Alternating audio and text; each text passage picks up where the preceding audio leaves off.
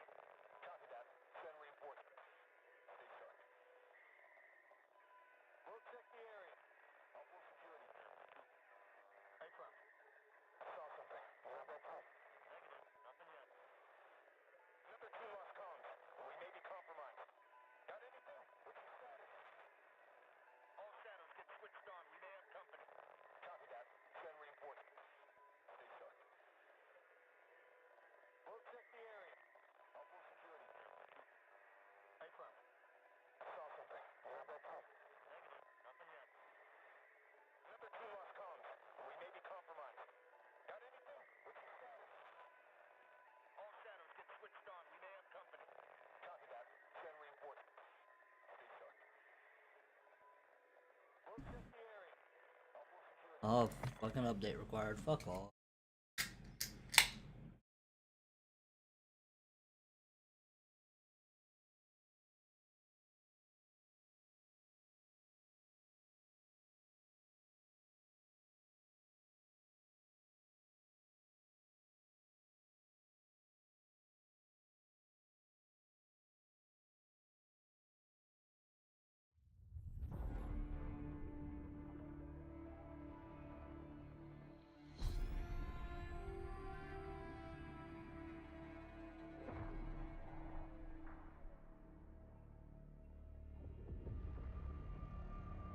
Why can't I skip?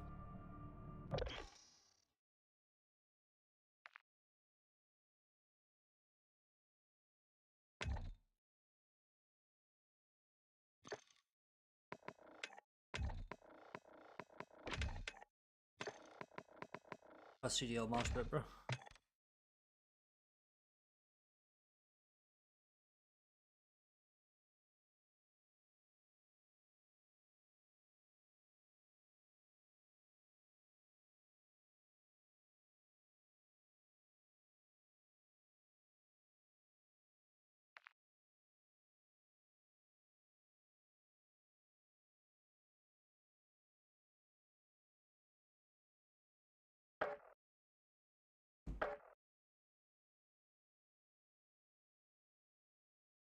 Listen, the ones I showed you, the visors.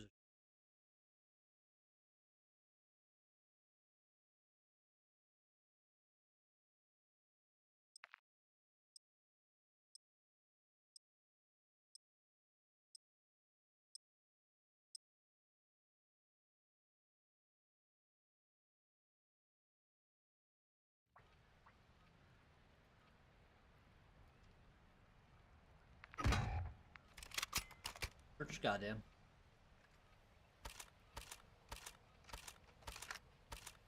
Goddamn.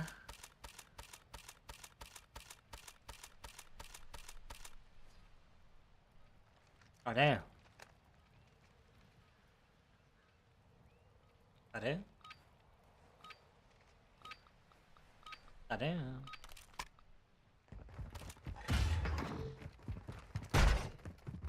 I don't even know this map, but I'm busting out everywhere. Ah.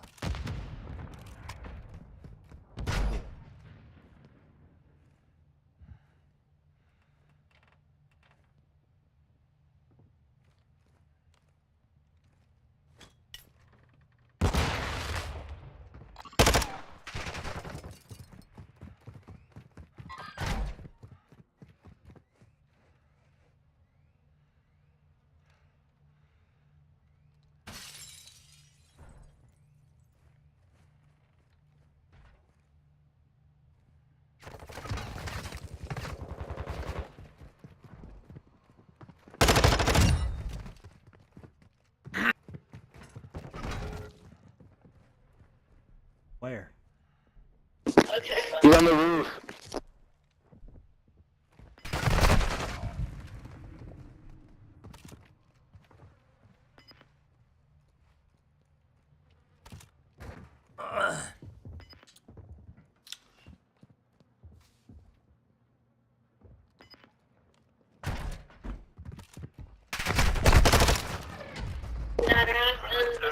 Yeah, that nigga sucks. Stop fucking camping. Fucking Turo in the back. Shut the fuck up. Legit.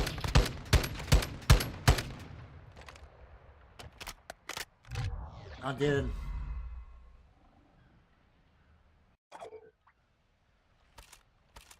Fuck you, bro. Don't laugh at me.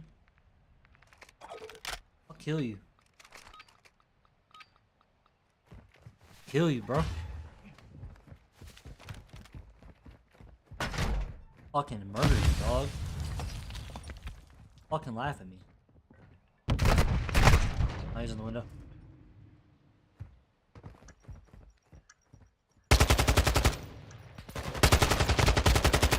This my shot don't look like that.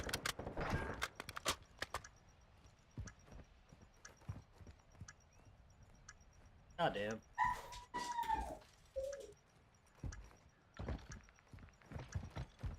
I'll be right back.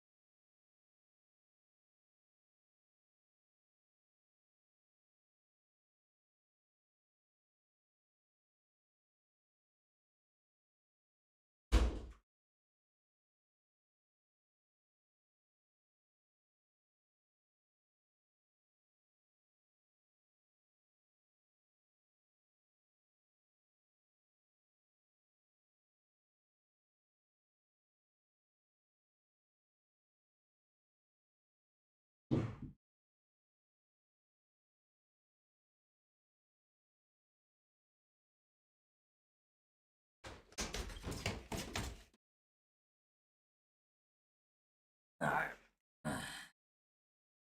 Fuck.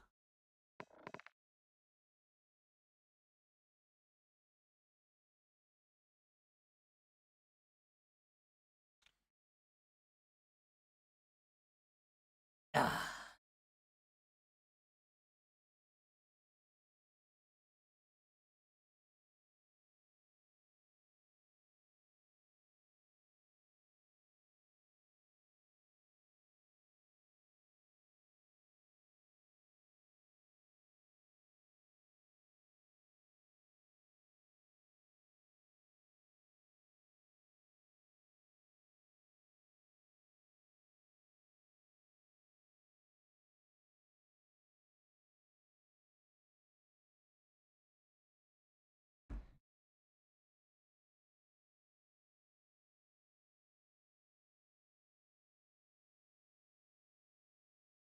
Got the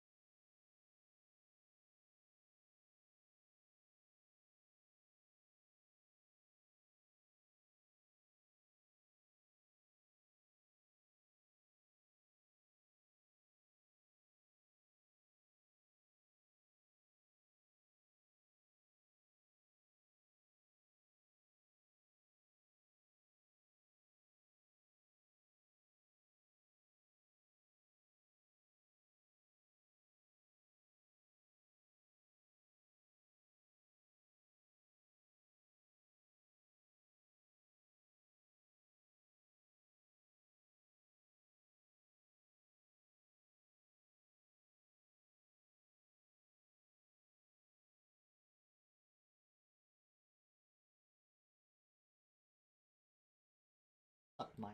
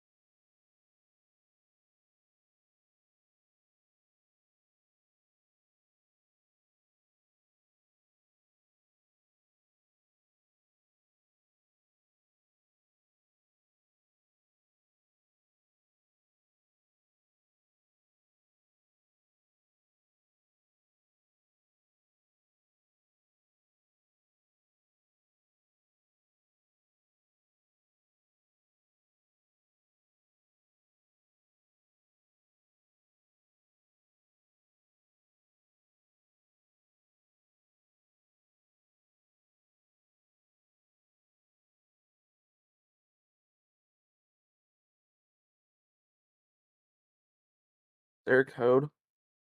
Nope.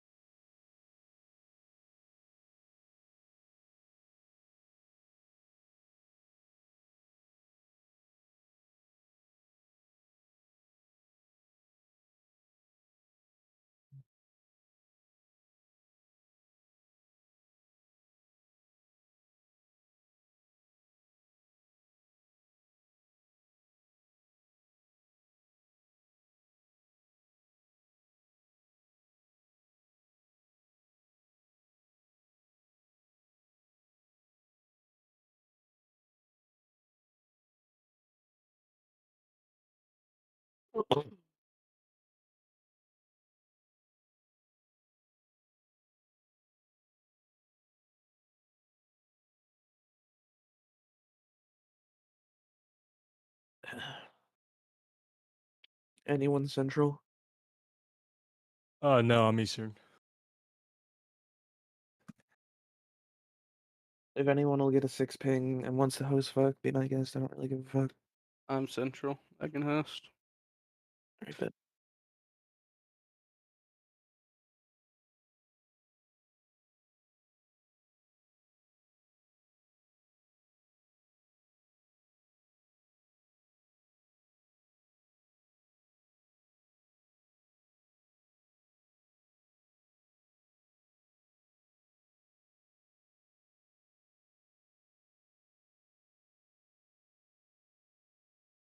Thank God.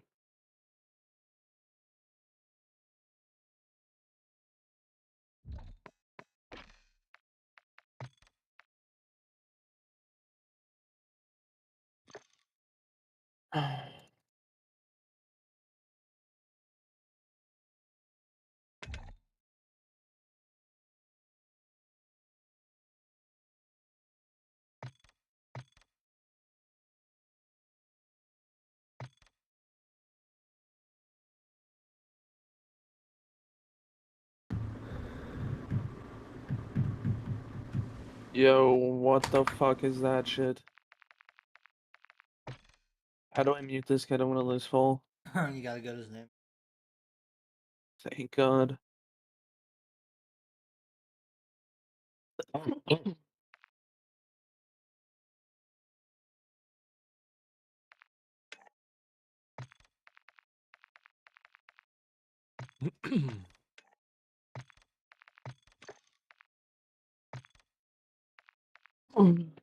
Oh.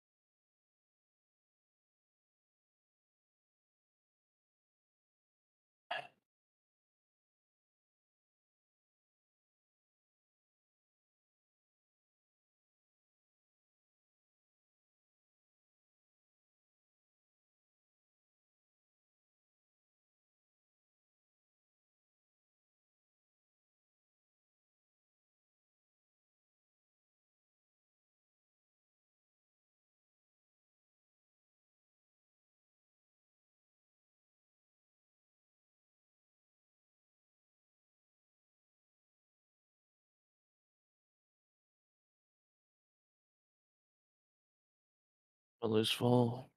That's everything.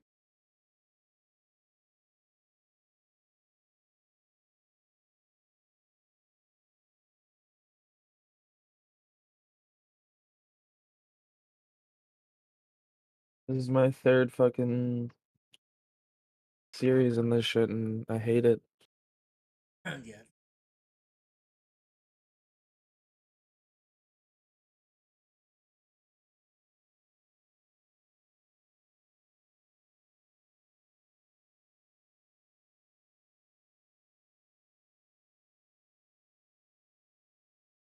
Like, This yo. this is my first, bro. Like, how does this No work? way, they're not all in the game.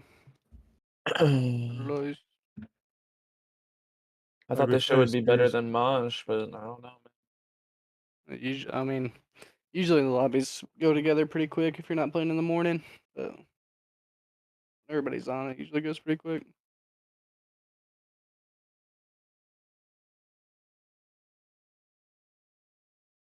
man. So you play a series and then you report it somewhere. I'm assuming. Yeah. Captain reports, yeah. Gotcha. I'm not gonna lie, I like the idea, but sometimes I feel like you can just stack on kids. I mean, yeah, but it's captains. Or balance. They do balance teams too.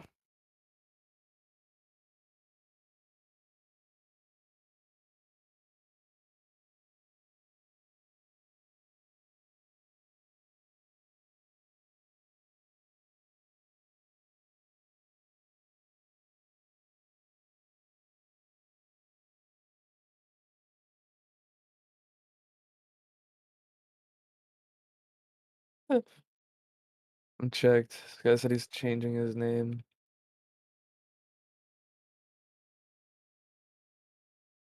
That's godlike.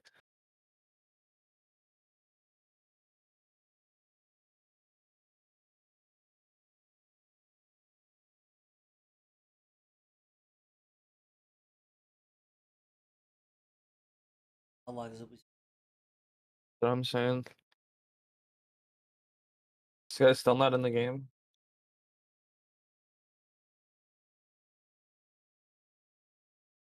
We're missing 2 of them, like what?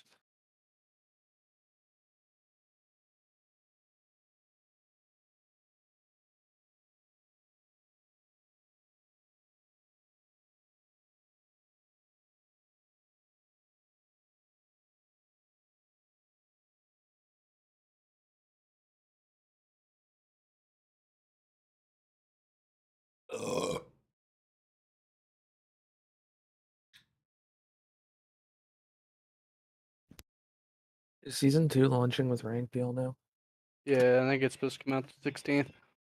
Thank Yeah. God. Y'all think the servers are gonna be dead after that? Yeah, this one definitely.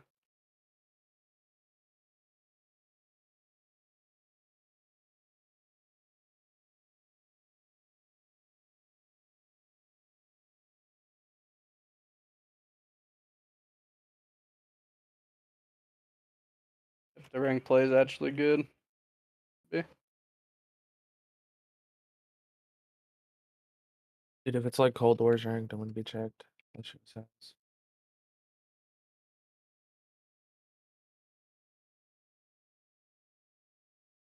I can't get in the.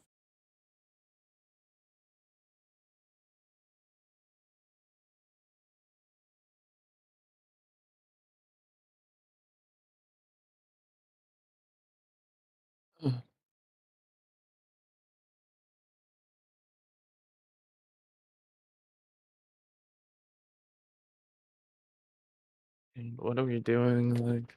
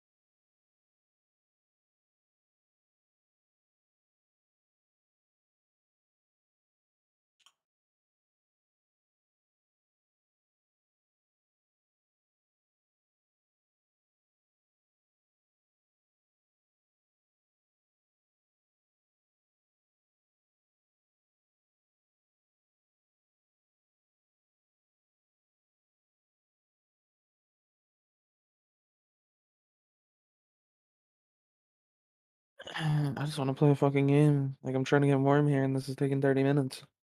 Darn it. Thank God.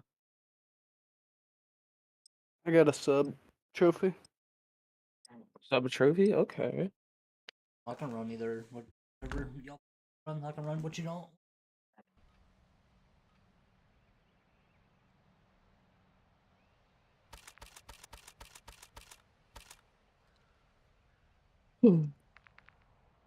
shit pulled me to some fucking weird ass server. I've never had 36 ping before.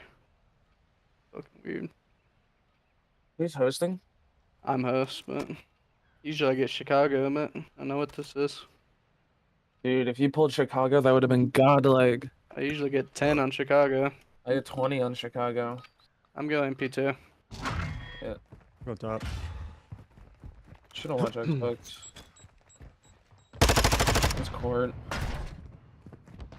One's deep back, P2. It's Alright. top PD. Deep back P2 on the white truck. At hill one. Top two. I'll get the guy hill. All dead. One's P2. P2's a bullet. 2 P2. Already set up. There's one's top, Bola. He's dead. Gotta check it, spawns. 2 mid. One's Yeah, Andre. I got pushed here. 3 mid. Got 1. There's another one Dead. there. Nice. Both dead. One's pushing Pop tree. bathroom hall. 2 there. I've him dead. P2, 2 of them. Yeah, I heard. One One pushed up dead. the Xbox. I don't see Looks him. like. Wait, that's shooter. He's deep back Over. steps. Pop tree. He's on the truck. Close P2. One's deep. I don't see palm tree. Oh, he's prone. By the door. Staircase.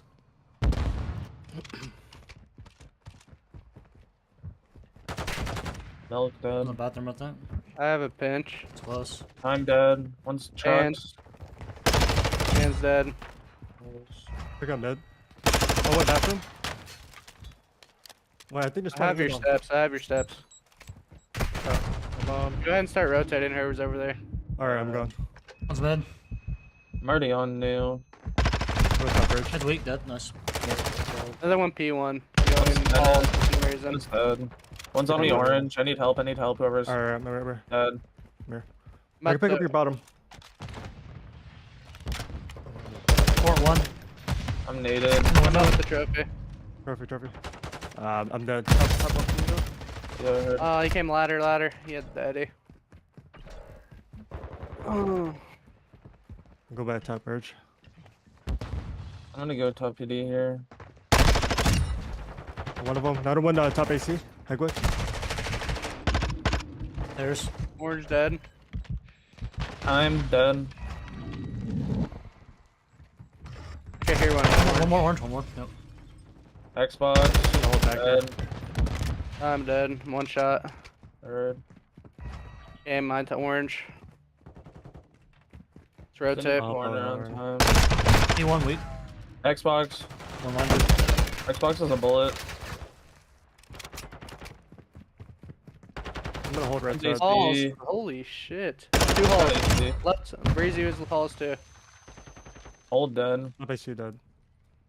On the top. His office. I'm up. Nah, two. Where at? Shelling side steps. One's shelling P2 steps, one side steps. Oh, one's up top. He jumped down. He's hitting back door. Dead. Back goes weak. Back goes one. And one halls too. He's in. Bathroom right Last now. one in. There's palm tree. Halls still, bathroom no. halls. He's on time. One's palm tree. Weak. One's tennis. Bathroom weak. Bathroom weak. Bathroom. One's a spawn. One's back top. 2 down. Default on time. Dead. Oh my god. Halls. Got stuck. In the back. Halls hurt. Right hole. Alright. One's in the back. Rotate off spawn. I'm going. I got trapped. He's going. Gone. I'm with you now. He's going bathroom. You're clear. Go. Bathroom. I'm right with you. I'm going milk. Andre dead. I'm picking up your milk. One's absolute palm tree. You won. One on new. He's behind me. Laundry. Two. One red, one on time. Palm Right tree. side when you go in red. He's going P1. One in hell weak. He's left side when you run there. Should be spawning palm tree, right? One's orange. That's palm tree. Two in red. Hunter's dead. Nice. There's two in red. One. Really hurt time. Palm tree now. One shot in hill. One shot in hill. You should be pushing up corner. Laundry, telling you now. Weak Dead P1. laundry, I'm absolute. Need you to hold my laundry. Laundry. Not hit. Laundry one, dead. Dead. He's above, I think. He's Alright, top. drop it down. You gotta try to flip these spawns at one point. Top printer. Window, yeah. I'm in the back. I don't see anything P2. Top printer still. I'm in the Looks back. like- He's I going think top. laundry. Two in the back. Hill weak. There's a top printer as well. Going for One shot top paper. winner. He's like prone left side hill. I don't see him top paper. One's in the back P2. Yeah, that's paper. I got a guy hill. Top paper dead. He's dead. Oh, you're top. That's you, One's trophy back P2. time. One's back P2. Oh yeah, he is. Back truck. One shot. Oh, yeah, he's still alive. Chilling bathroom hall. One's orange. Top third, mid. He's an O. Top printer. Back P2 dead. I'm dead. Xbox, one Paper shot. dead. One's left side P2. Xbox dead. One throw a trophy down here. Maybe Two in the back. tennis Yeah, Yeah. One went hallways. One's pushing back. One's in in the kitchen. hallway.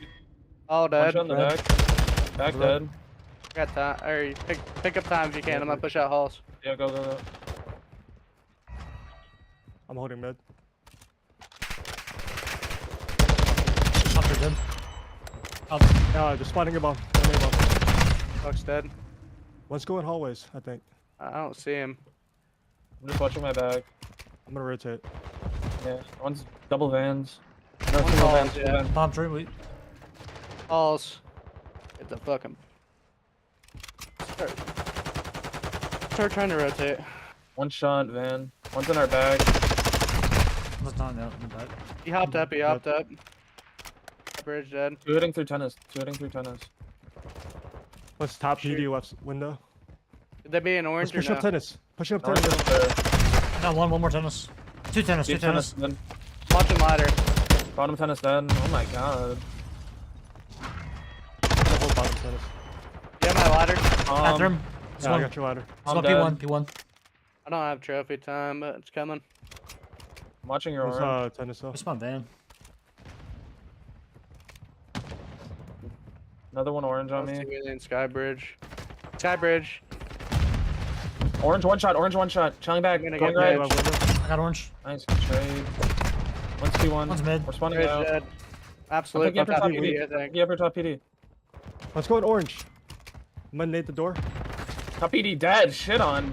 I need somebody to hold my orange. Dead. 20 seconds. Just rotate. I'm rotating. I'm gonna push out P2. Try to cut him Trophy side off. hill.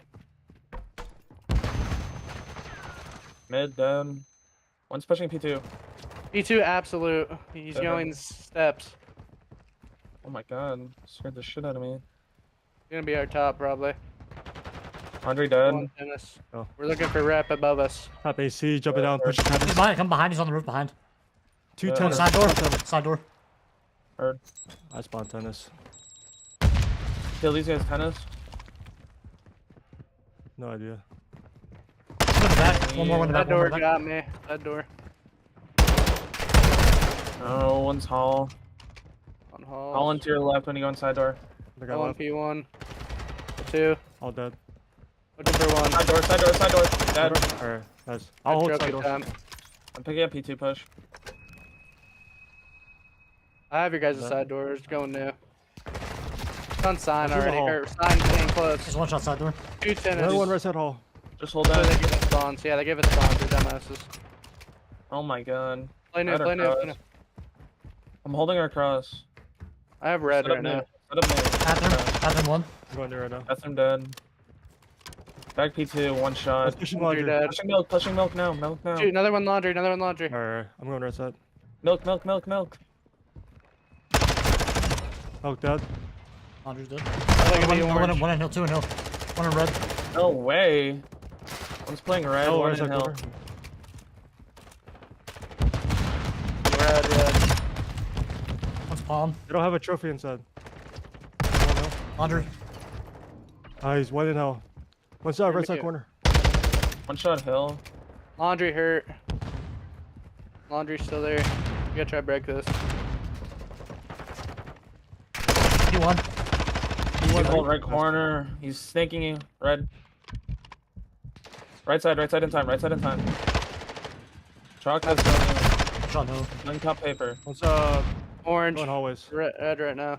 Just set up new. Just set up new. Bottom PD. On new. Bullets. Challenge you laundry. Challenge you laundry. One on new. Laundry dead. Dead. Kitchen's coming red. Red to halt. Red to Furnace. time. Two Turn red, out, two what's red. that? There's two red. We gotta get them out time. Dead. Yeah. Xbox. furnace. Xbox. Challenge you hallway. He is. Oh man. It's Orange, fine. orange, one dead. Top PD. Behind you, Hale. I'm going top ED right now. Another one, orange, I think. Orange make this one. Yeah, orange is, he's in red now. I'll keep it off time. Halls. I'll tree up. Two He'll halls have going steps on you. Whoever's in the Red. back. I get him off this scrap, man. I need help on there. One's deep milk. I'm going. One van's weak. Van's weak. Xbox, laying down. Stun He's Xbox. pushing PT right now. Side door. Unhinged. Xbox I'm dead. pretty He's good on mid time. box. Hunter. Yep. I keep him off time. One was mid box. Pushing me back. I Hallway, spawned hallway. Dead. I need help.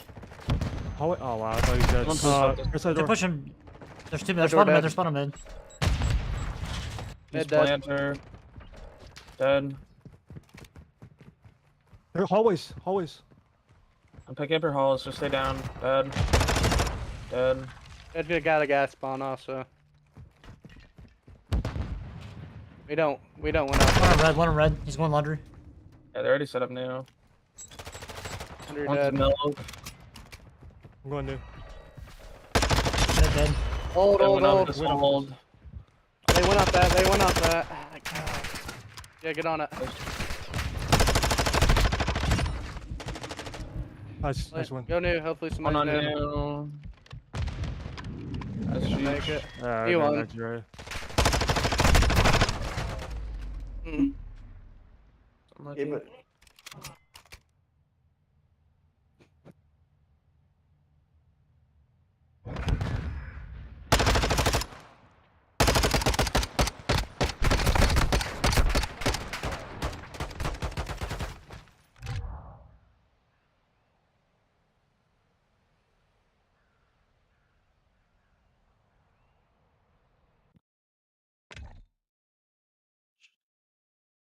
next map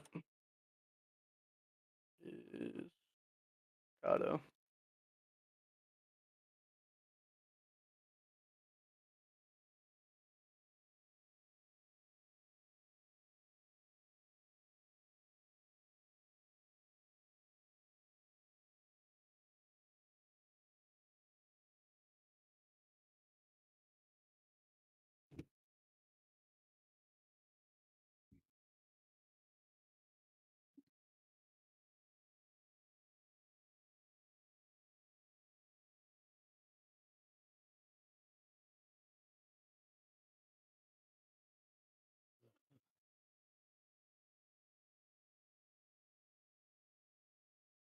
I dropped 40.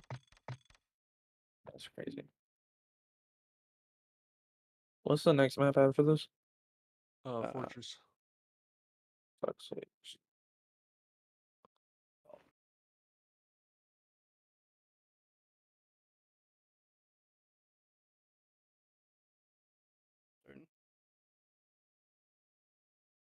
We definitely, I don't know.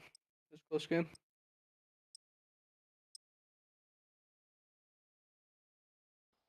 We got sub trophy again.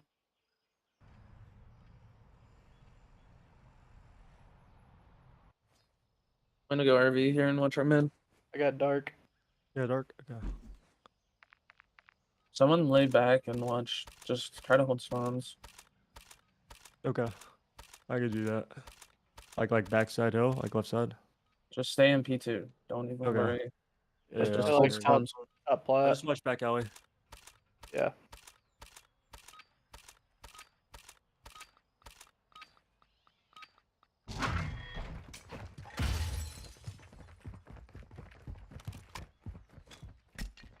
They're hitting through our back alley. Yeah, they're gonna push you out. Barber. Two hitting Barber, two hitting Barber. Yellow van dead. Back cop car, cop car. On the hill. Back alley, back alley, back alley. I need help. Dead. Another one here, another one here. Oh, where? Oh yeah. Hard stun time. Whoever's Push mid, up. push up Two. time. Yeah. Hitting our Another back. one there hitting our below back. you. He's bottom Alright, green, I'm bottom looking. green. I go your He's steps. All right.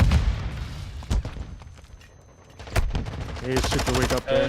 Stay down on What the him. hell? Stay down. Top green. Up green, absolute. There's 3. They spawn Oh, there. flipped. Plus spawns.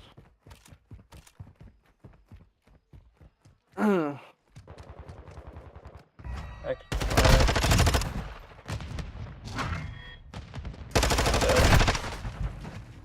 Top weak. One in. This one time. One hell. Yeah. Got a one top. Left side corner. Garbage dead. Hell dead. Tunnel last one, tunnel last one.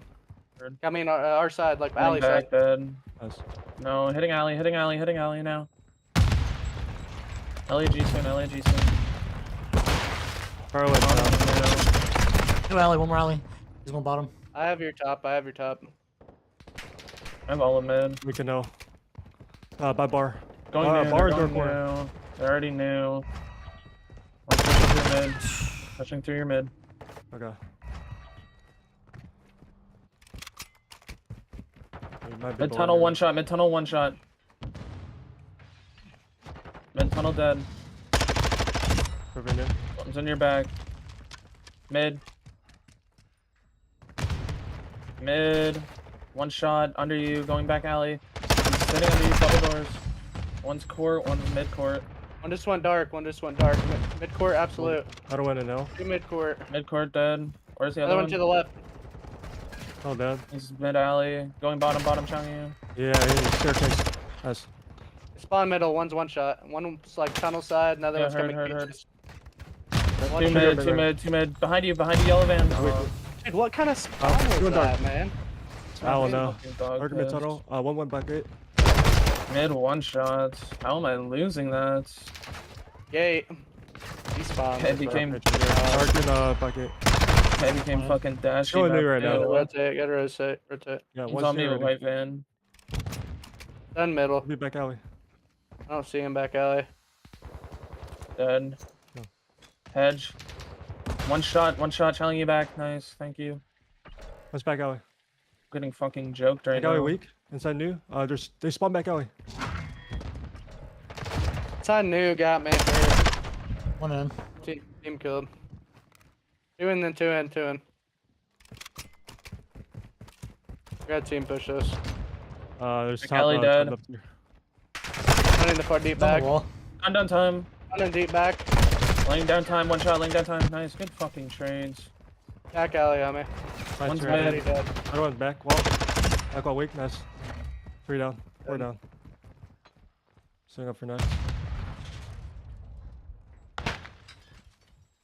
They rotate here too. There's 2 new. There's inside 10. Let's go in top. Top 10. Two top. One shot, Zep. One's bottom, dark. One's Okay. mid court, Shut up. court. Let's stop watching over mid. Where was this guy court? I have no idea. Wait. Bottom right. Another one. I was with you. Yellow Reload. van, bola, mid cut. Just in the blender. He pushed up, he's on time. Yellow van, on time, yellow van, on yellow. time. Yellow van dead. He's already dark. Dark's Alright, doing spot yellow up. van. Up, Dark's up. doing yellow Dead. van. Yeah, he got me. Dark's gonna come mid. One in. Let's look over mid. Still go van. He's push dark. He pushed dark. Mid, dead. Dark, dead. There we go. Nice. Tunnel. Put him in tunnel. Yep. I'm watching his head. He's dead. Another one went tunnel to hedges. We gotta go new. One's like back alley over here or something. One's hitting me Yeah, I'm old. looking. Tunnel. Tunnel one hedge. Tunnel? Just watching back tunnel. Let's stop. Not weak at all. I'm Let's in their bottom spawn. door. I'm in their spawn. I'm in their Pushing spawn. out right now. Yeah, team naded. Top plat. Hedge dead. Hedge dead. I'm one shot. I'm dead. Yep. What? The fuck? Oh, good.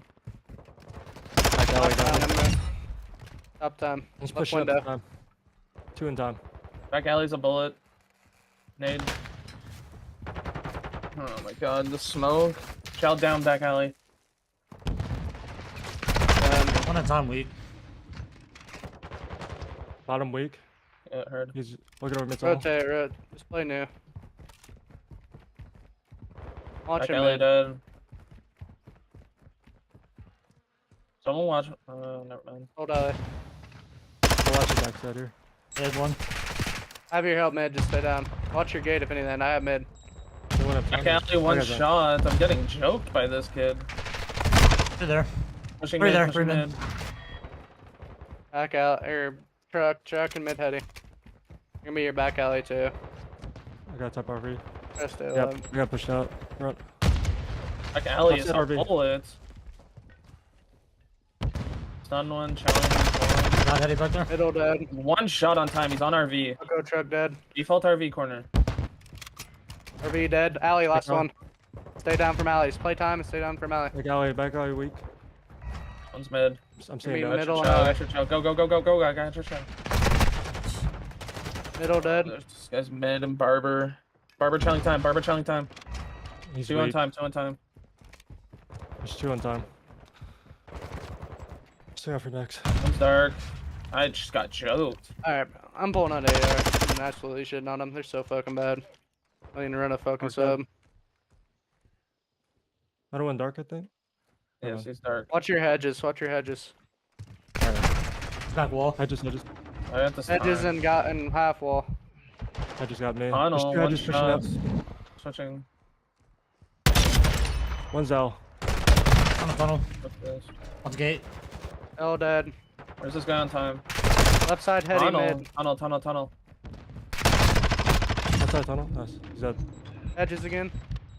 Hedges? Alright. Oh my bad. Very good. Good Mid. nade at me. It's back alley. Oh, There's still tunnel. hedges.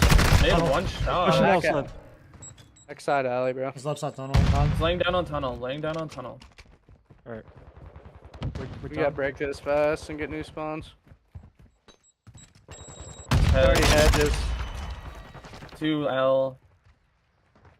Challenge L. All dead. He's gonna be top plat watching tunnel. One's back He's hedges. top left. He's prone. Hedges side. Yeah, he's on the steps. Got hurt. On the steps laying down. He's mid Need going that tunnel. call out. Call that out and I kill him. Another one door. All dead. 2 down, Tunnel 3 dead. down. Looking for one. Probably with Push. plat. Probably gonna be top. Flat, yeah. Alright, back alley. Showing me steps. Steps dead. One shot. On time. Time Yeah, dead. hedges weak. Tunnel. Backside weak. Watch out. That might beat you off. He's top. That, Nice, thank you. One's coming tunnel again. that tunnel got me. Are you fucking stars out? Mid van. Done. We're Another gonna, one. we're gonna have to One rotate. top. One's dark.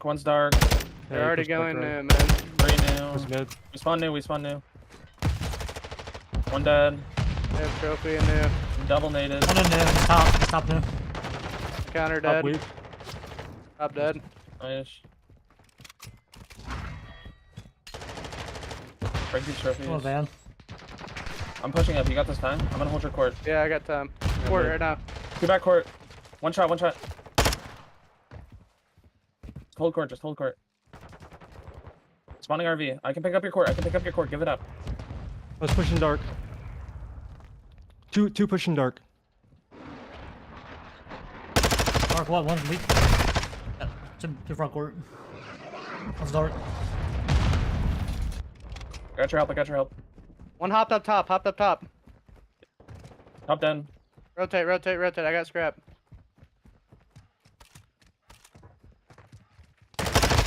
Tunnel. Nice. You want new? I'm going new. Fuck this 10 seconds. He's on God, heady back there. I don't know why we pushed up mid there. I On got taco Barber, truck. one's in Barber. Back alley, I got dead. weakness. I'm cruising. One was taco truck. One's RV one also. time. I'll kill RV. I'll kill RV. Yeah. Two in, one more One time. RV time, dead, one two more time, time. one time. Pushing One. Middle. I need you to get that trade. in. Yeah. 2 time. You guys gotta go big. 2 time and 1 middle. Back alley, back alley, back alley. I have he pushes the back heady. Mid cubby. He's pushing truck. Middle Nice. dead. One more cubby. I don't see him. Alley. Another one alley. I'm out of ammo. He's coming, Yeah. pushing right now. Weak alley. Weak He's alley. going back alley, back alley, back alley. Weak alley. One By guy. yourself. Just got one Yeah, at a one. time. Mid cut. They went off. Cut and got Heady heady. dead. I can't get. No. I was stunned weak already.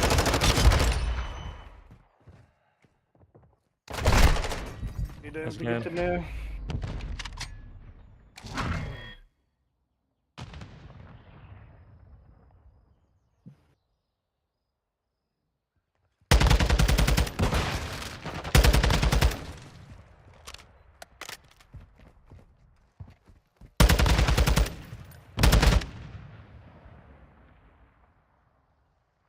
Games.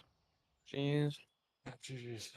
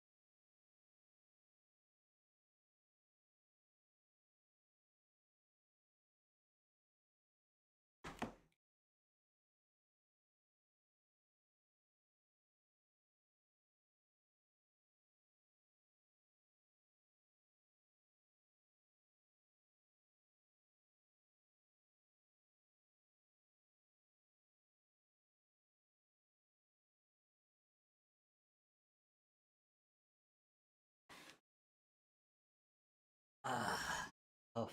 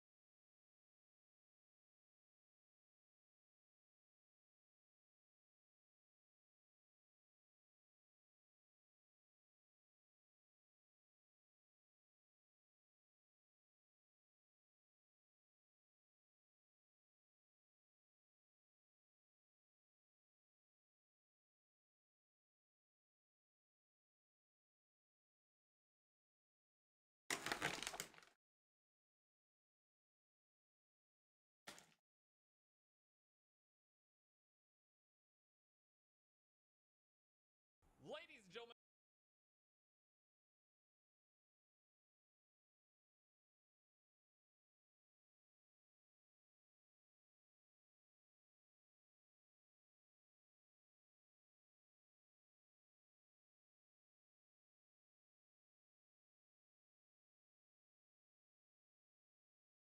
Boys and girls, welcome everybody to the world's first premiere of Hogwarts Legacy, the full game that I was allowed to go out and capture early about a week ago. I'm gonna let you guys just soak in these first few moments for a second so you can just experience it.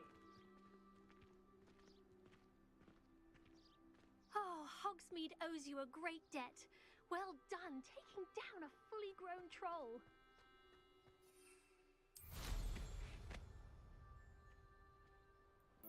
So, just before we get started with the actual gameplay, I'm going to show you about 2 minutes of character creation and basically explain to you guys what I'm going to do in this video. I am just going to cut in and give you guys the most essential information, additional context to everything that is going to be going on screen. I was trying to decide what to do with this basically hour of footage that I have, and I decided, hey, why not just literally make an hour-long video and show you guys every single ounce of footage that I was able to record. So, what you're watching right here is obviously the character creator. This goes on for about 2 minutes, and then we jump back into the gameplay where we just cut off. And essentially, the thing that I wasn't allowed to record in between that was the actual intro cutscene. And I'm not allowed to explain anything that goes on in the story in the first couple minutes. All I can say is the intro cinematic looks absolutely stellar. I was really blown away by the graphics in this game and just really, really loved the 2 hours that I was able to spend with this game. Now, you're gonna see it in just a second here. There was one minor bug in this build, and they said they're working on it. It's going to be fixed by launch, obviously, but you're gonna hear it with the voices, and my character's voice is gonna sound a little weird because the voice is actually playing twice, and this is obviously gonna be fixed by final launch, they said, but you're gonna hear it in just a second. Basically, when you change your character's voice pitch, there's a small bug where you would hear the character's voice twice, so you're gonna hear that throughout the cutscene, throughout everything. My character is gonna have his normal voice playing underneath, and then also the pitched voice on top. Just go ahead and listen here for a second, and you'll hear exactly what I mean. You're gonna kind of hear 2 different voices. That was quite something. Normal. I am indeed a student, but I can... A few cobwebs and I'm eager to get to Hogsmeade. That was quite something. So as you can hear, that is what the voice bug is. You're going to hear it throughout the playthrough, but again, just reminding you all that that is going to be fixed by launch. So you can pick Witch or Wizard whenever you're booting up the game. You can select your difficulty and start your journey. Now, once we start our journey, we're going to pick right back up where we left off. And I'm essentially, again, just going to let you guys watch this, and I'm going to cut in with different quips here and there about additional information I was getting from the devs at the time.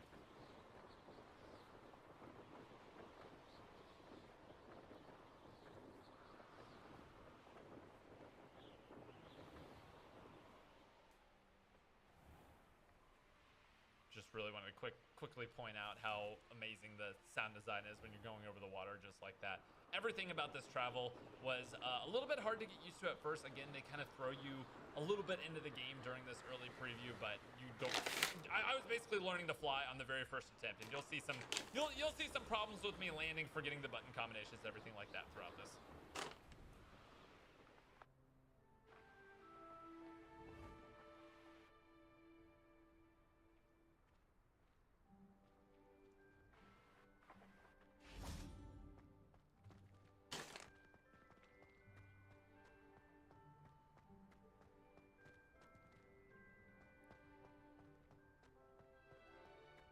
So you're about to see me head inside this building here.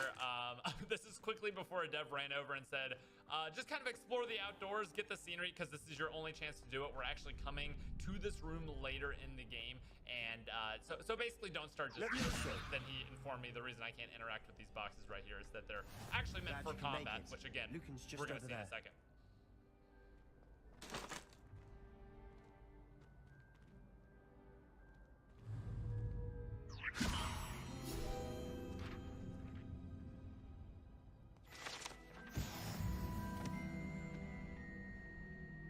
So in the meantime, that was a field guide, which basically is a way that you can level up and explore inside of Hogwarts and get some extra XP. So this is right when the dev came over and let me know, go explore, bro. This is your last chance to do it.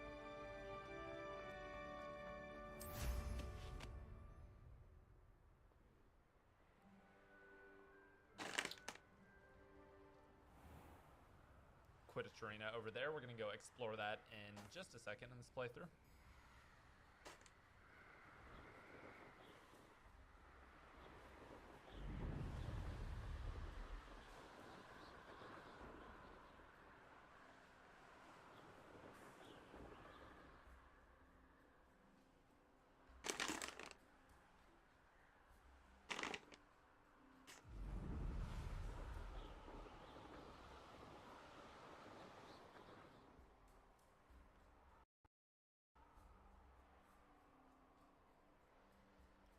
Now, while you're on your broom, you essentially have 3 different speeds. The first of which you're seeing here is just kind of your hover speed. The next one is going to be your jog speed. And then you actually have a sprint on the broom that the dev told me about. And essentially, the closer you are to the ground, the faster this refills and the longer you can go for. So it kind of pays to be low and down to the ground whenever you're traveling on the broom, because as you can see, this will light up gold in just a second whenever I reach a low enough altitude, and it will start filling up extremely fast so that you can go for longer durations and farther distances on your sprint. It's the best way to travel around is to be nice and low on your broom and regen that sprint speed quickly, and that will allow you to traverse much more. I have a lot more traversal to show you a little bit later on, but for now, let's get to some of the more interesting parts of the video. I'll have a full uncut version of this later on if you would like to see more, but let's go ahead and get into the meat potatoes of this and see kind of what everything around Hogwarts actually looks like. So one thing I really appreciated about this game was the amount of just life there was everywhere you went to. Everywhere I landed, I swear there were things going on, people talking. I'll show some of that right here. You've seen a ghost. If only. So pretty much anywhere I landed always had people talking, hanging out, made the world feel very alive, and you'll see some more of that in just a second. Whenever I head over to the Quidditch arena, you'll see basically there's just people there hanging out, chilling, taking classes and everything. Let's go ahead and take a look over here though.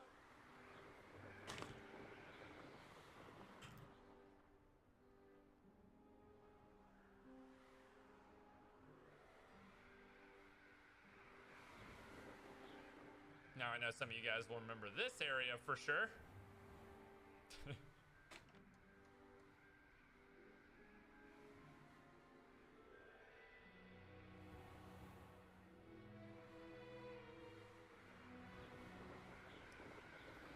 But again, we were just exploring Hogwarts during this section. You can obviously just fly off in a random direction if you would like, explore the outskirts, see everything that this game has to offer, but they wanted to save that for the actual launch of the game. So now we're gonna go ahead and get into just the Quidditch Arena, see what's going on over here, check out the locals. Everyone's doing pretty well.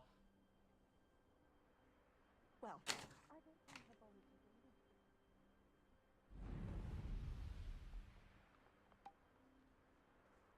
Come on, where are you? Rebellious. saying it wrong. Ugh. So at this point, the dev walked over and said, all right, you've explored the outskirts here. It's time to actually get inside and see what everything looks like. He kind of led me over in this direction. You'll see a little bit of me getting turned around here because they basically wanted me to just kind of get a look at everything. So I was following a lot of directions, turning around, talking to people. And again, all of these controls were brand new to me. So again, you'll have to forgive some of my poor gameplay, especially later on in the combat parts of the video. I'll have everything timestamped down below as well if you want to just go ahead and get into combat. But here it is, the first look inside of Hogwarts.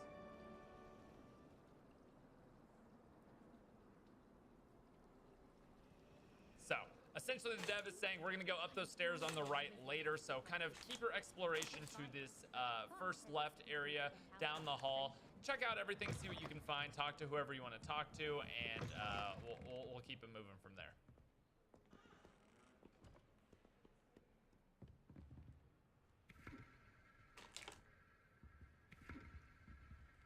You'll see several of those throughout the playthrough, just little things that you can interact with, spin. You can see me collecting some cash inside of that box there. Lumos.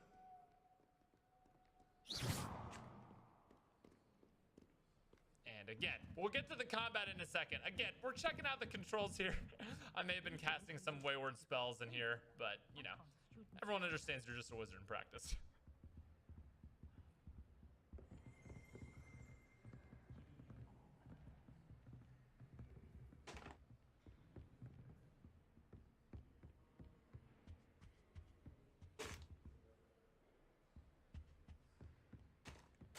I'd love to have a house in one of the nearby houses.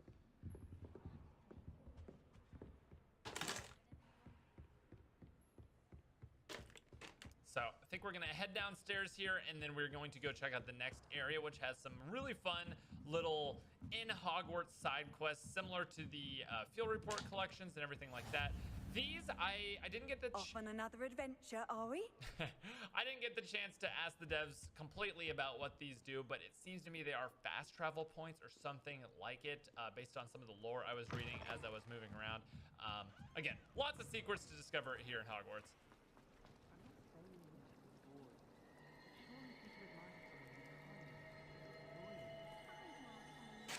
Never thought I'd witness Sebastian. This cannot possibly be as difficult as it seems. Hello. I don't believe we've met. Oh, hello. I'm Lenora. Pardon me if I seem a little distracted at the moment. Everyone thinks I'm utterly balmy. Samantha thinks I'm potty. But it's this painting. I never noticed.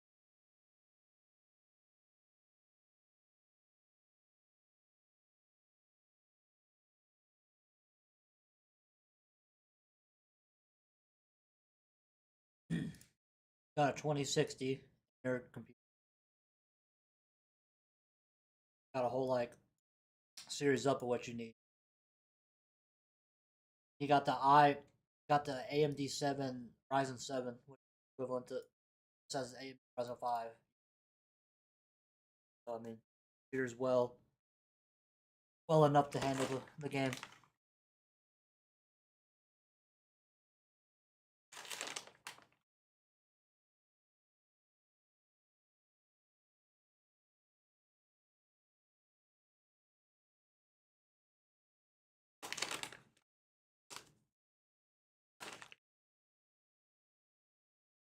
And Brooke was worried about she can't play it, but the minimum, and your other computer, you got the 1060, I think. 1070. Minimum's to 960, so she'll be able to play that, and she has the i5, like it's a better i5 processor on the plate as well.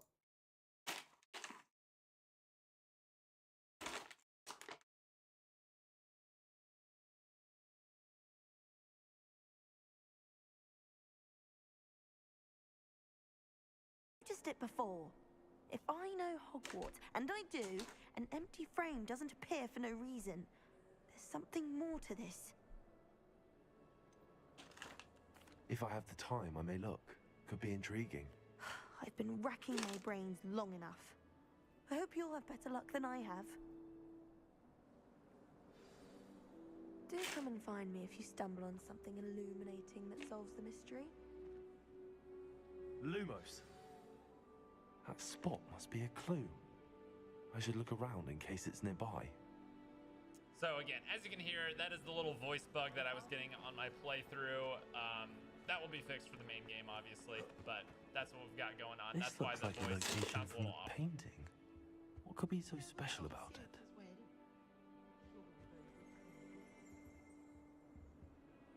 Rebellion.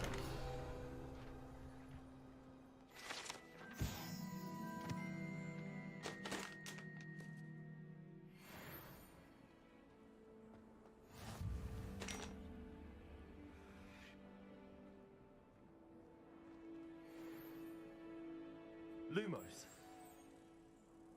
Let's get you back to your frame, little moth. So, devs were telling me there's a bunch of these little mini side quests and little puzzles throughout Hogwarts to solve and get some rewards for. So, very nice. I knew there was a connection.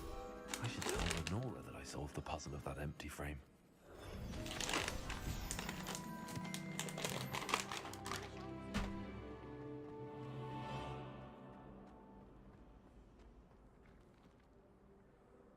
Lenora, I solved the mystery of that painting. You did? How? I'm afraid I can't tell you, Lenora. Surely you jest.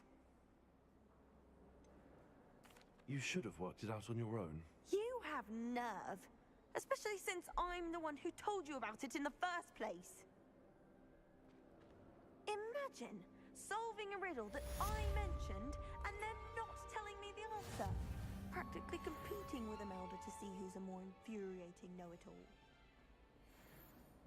You can't imagine how inconvenient travel was before. I did see like the outfit with the jacket, So, like the that was leather one of the jacket. That things shit right looks there sweet. about the flu powder and traveling around. Maybe that's canon in the lore overall. I don't know. It's been a lot of years since I've been in with the source material. But as you can see, you can kind of be a jerk in this game. There's a lot of dialogue options that just make you out to be just a bad guy, and you'll see me actually use the Crucio curse a little bit later in the playthrough. So get ready for that. Again, this is just one of the puzzles that I'm messing around with right here.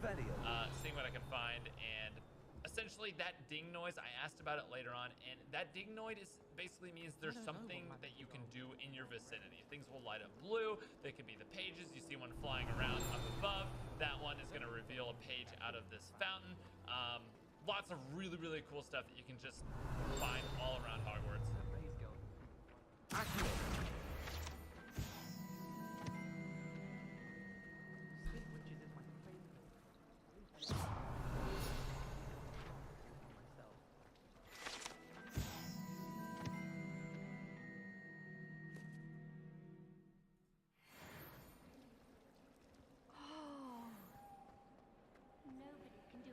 Revelio.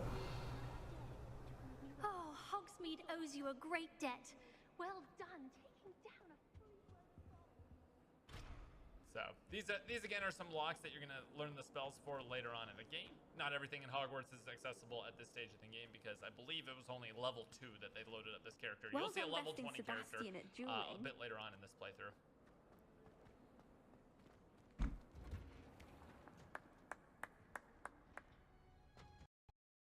I had an awful time in potions the other day. Someone had scribbled. I had an awful time. Oceans.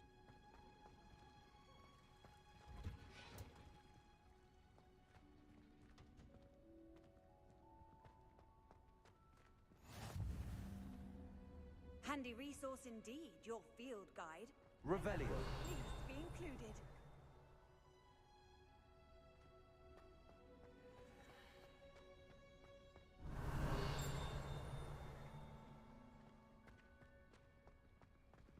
Owls, fascinating.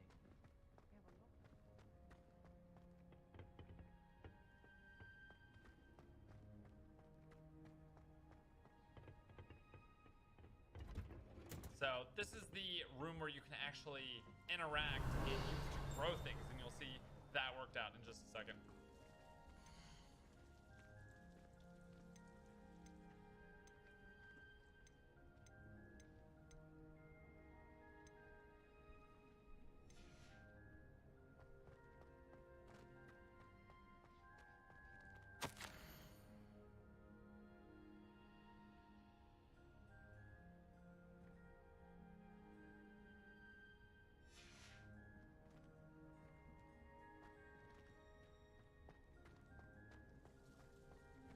Revelio.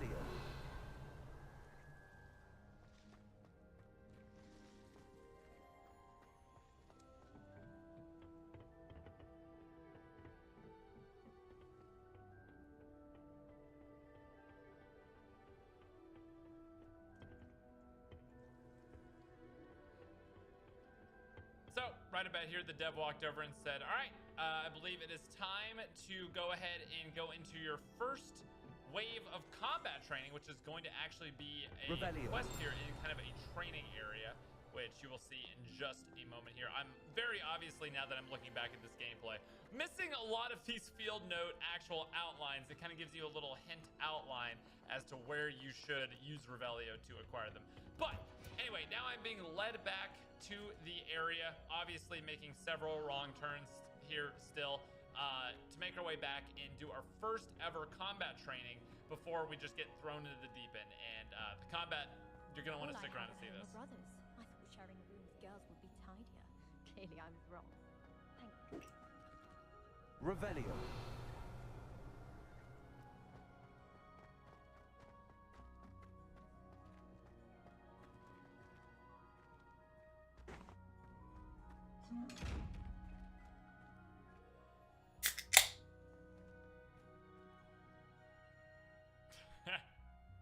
Having a stare down with that chest. Was informed by the dev.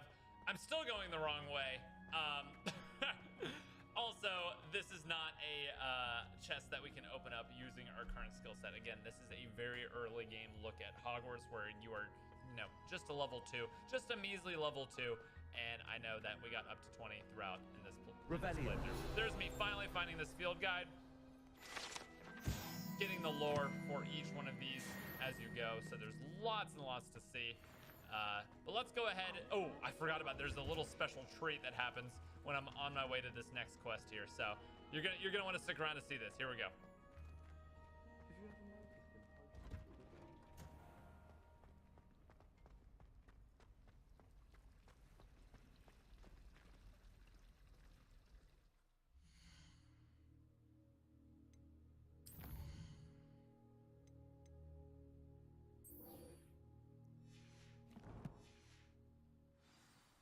Imagine solving a riddle that I mentioned and then not telling me the answer.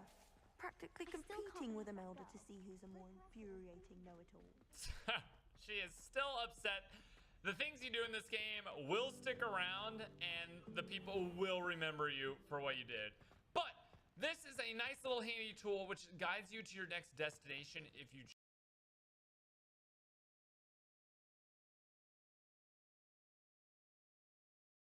Go back to that in a minute. Got some 8.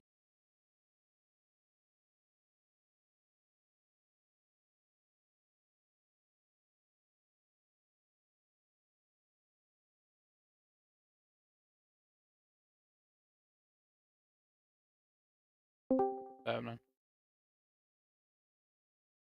Yo, are any of y'all central? No. East, but I might pull the server. I don't know. Word. It's probably better if we get someone central, but like you could probably host your play. I don't think it matters.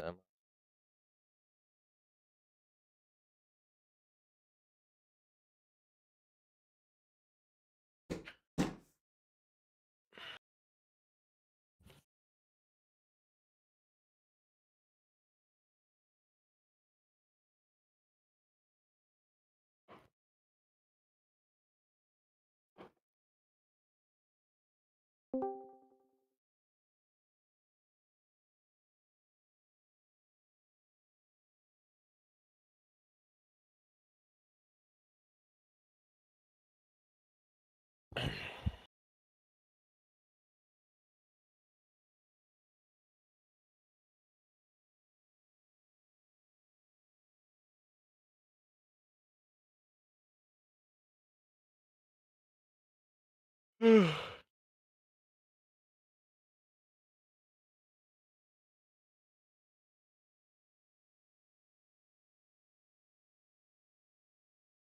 do y'all know where you can see your VC in this board, bro? What do you mean? Scroll down on the left side. My bad. What'd you say? I didn't hear you. Scroll down like on the left side. Talk about voice chat. Oh, okay. Okay. Word. I see it. Thanks, man.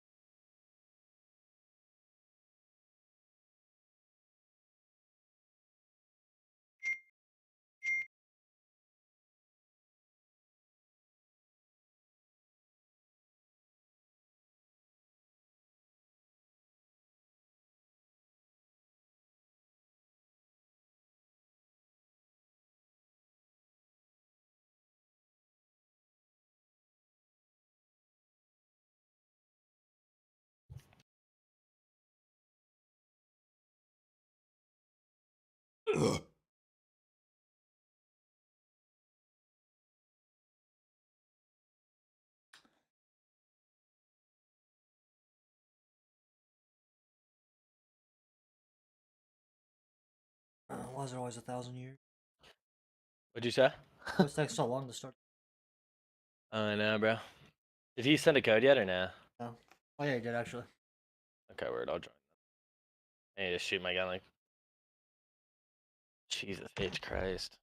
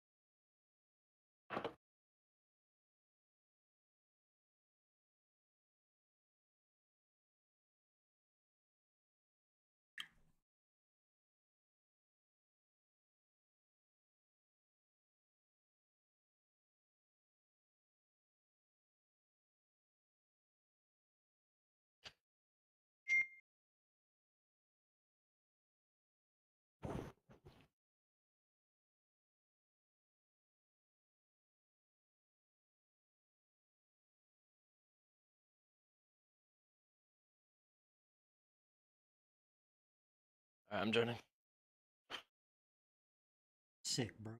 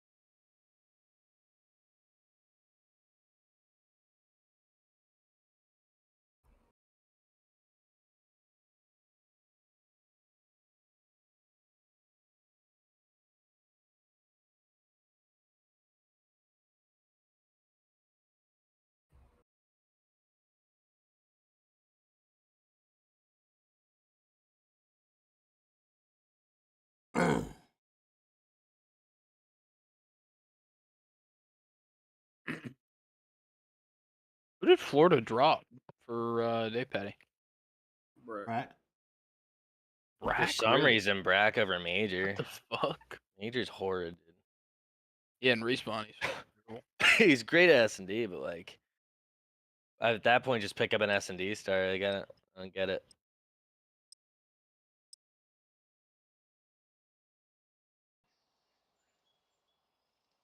I don't fuck about none Got of a that. sub, Daddy. My nigga Dave Patty's back in the league. Facts. That guy's dirty, bro. I run a sub or y'all got it? Okay. I run a sub.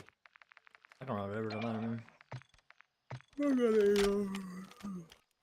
I'm gonna go. I'll black gate and watch barbershop.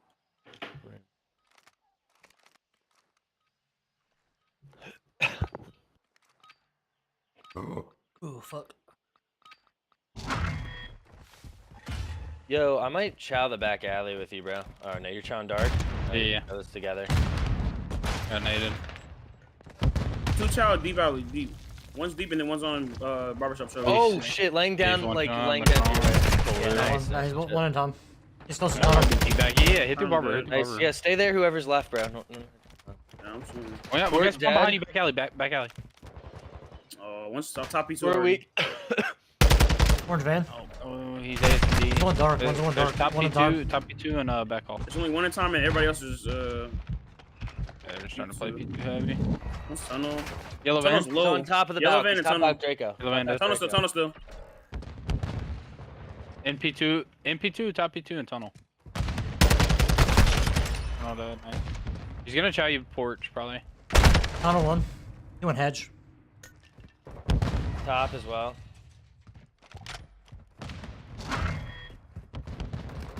I got top. He's still porch. What? Trost crash can on me, Andrew. Hitting to your left. Come Come on, Allie.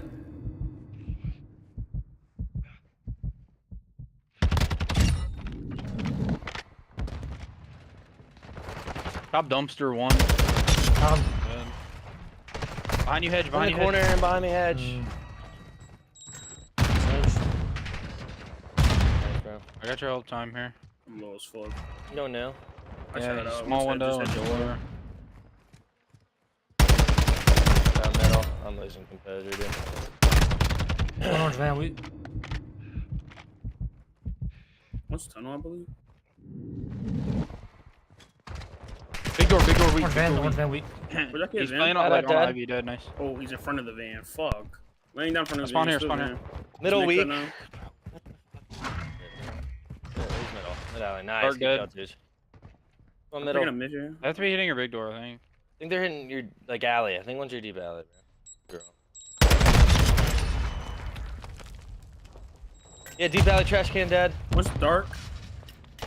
Dark. Forklift dead. Oh, one more trash. Not weak.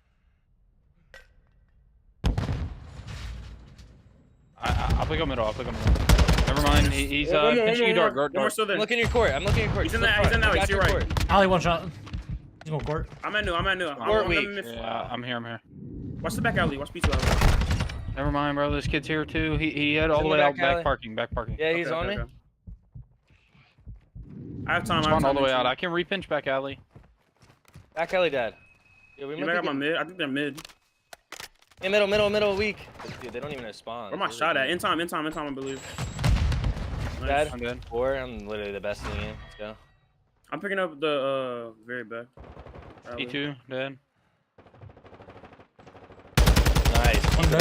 More P2 one. Mid, absolute, mid, absolute. Mid on me, He's guys. pushing Mid down. on me. He's in the right Picking a corner, mid. mid. I see him. I'll spawn old. Make sure you can't cut my Dead. flowers, bro. Yeah. They're gonna push the right. They're gonna push front Yeah, in in the the back back alley. of me. Front and back alley. Back alley dead. One I more got front, back I got alley, front, I got back alley. front. Challenging you time. Dead. Front mid, lowest. I can help you front. Watching alley. He's laying down tunnel one. Good kill. Another one alley. Another one alley. He's Another one alley. moving, he's Abso. He's pushing. Damn mid, bro. You chowed me. Yeah. What do you chow that? He's fucking weird. Spawning lockers. Gio, just hit next. 12 seconds of time. He's back 10 weak, Draco. Reach out, bro. These guys. Fuck, bro. Mine. On top of the plant's dead. Shout out, dead. Nice. Chow this with me. He's still 10. Not weak, dead, nice. Top. Pick up dark. I watch mid. I got the mid push. My bad. I didn't Dark, mean to dark, spawn dark. I need a dark. Need a dark. Laying down dark, dead. One more dark. Forklift dead. Nice. Yeah, dark. Dark on me. And back alley, I think. I'm watching the dark push out. And 10, bottom 10, dead. Bottom 10 one. That wasn't dark. Dark still alive. Yeah, Mid, he's dark tunnel, is tunnel, chow. tunnel dark. Dark. One more Oh, dark. there's 2, yeah. One more. Go. What's up new already? No fuck. Orange Dead. van. He's one hedge. Yeah, old. Fuck me. Too old. Oh, hedge, yeah. Fuck, he's gonna hit in time. Play that close, too. Yeah, yeah. He's still hedge. Dude, try to get one for me. Try to get one for me. I'm on top. He's going alley. He's going alley. Oh, back alley? Yeah, back alley. Yep. Back alley now. Just tenacious. Up the stairs now. Spawn barber. Nice. Keep it They're up. gonna spawn like hedge. They're gonna be hedges, yeah. Hedges, Hedge in middle. hedges, Hedge in hedges, middle. They're gonna be middle. Mid alley. Not weak. He's just holding back alley. Mid absol. Hedges is so Nice. low. They have a On trophy top of the hedge. trash can, bro. Tenacious. On P2 dead. No, weak. Hedge. Not weak. Damn, he shit on me. Still hedge. They're not hitting it out. One's trash can. Careful. I got trash cans absol. He's absol. He jumped Oh, down. no, I got time. I got Yeah, time. tunnel. On the stairs, He's I going mean. backside. He's going backside. I'm new right now.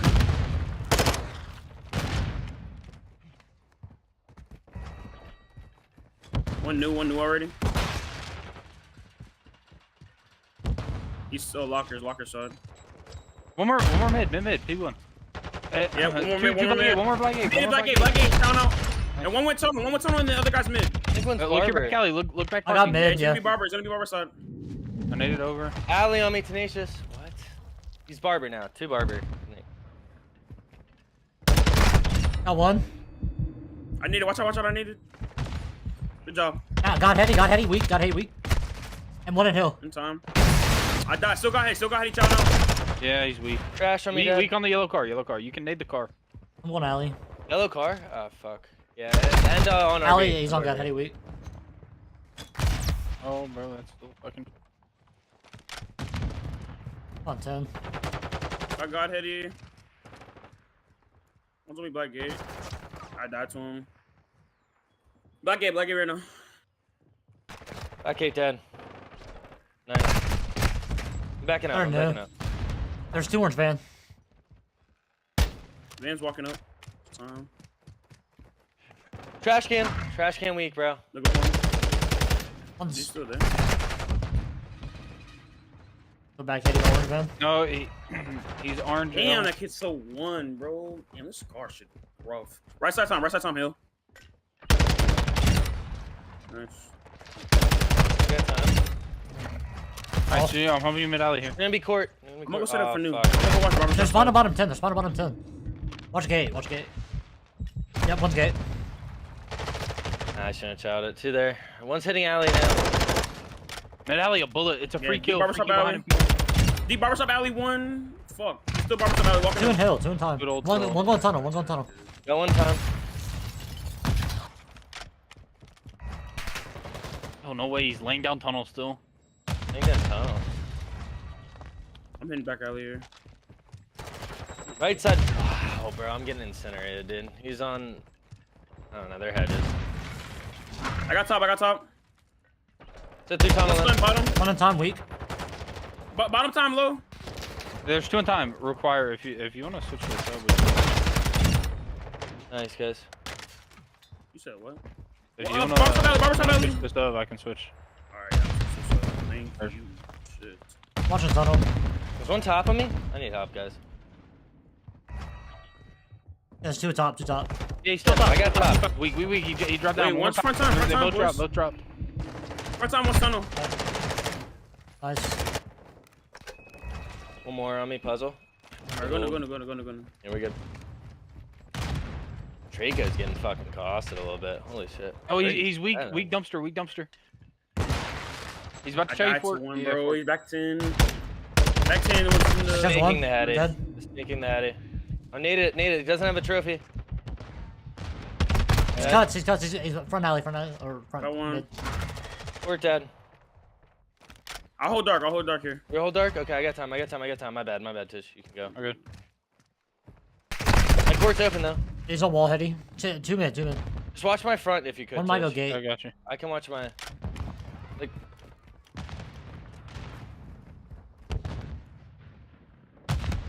Who the fuck are these kids? What? Got me... My bad, I guess. Front. No, he's back. One more big door. Dead. Yo, hit all this time, Got bro. one. We'll just break on now. I can hold time. Oh, mid, deep tunnel. Oh, Yeah, dead. I think one just jumped out of dark. Tunnel. Watch out. I'm trashing right now. I got the back alley. This alley. I'm pushing. Have your back alley. Back alley dead. I'm shitting on these guys, bro. This is over. Yo, in time. Tenacious. Yeah, let's go. Holy fuck. Wait, did they not do the math on old time? No, the last push was a guy from dark. Nobody else came.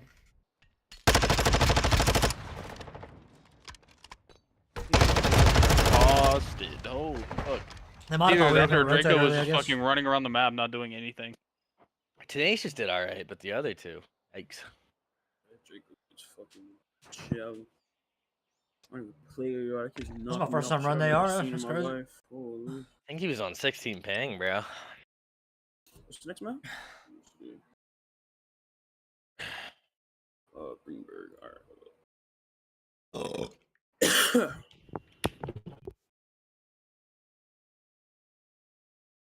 Hotel. Okay.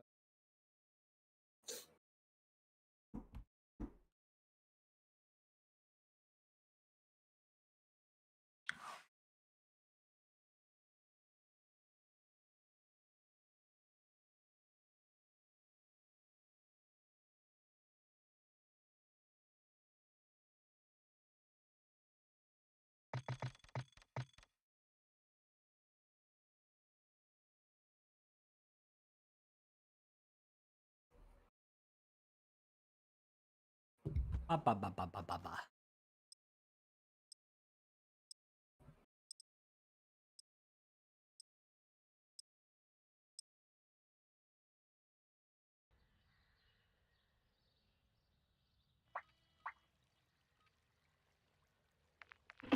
I'll run AR again, I guess.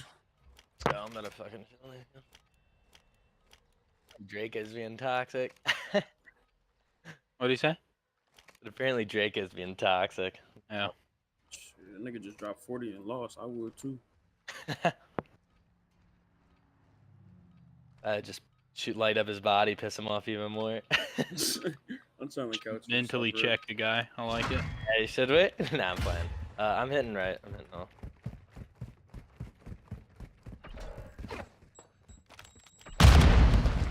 Someone couches.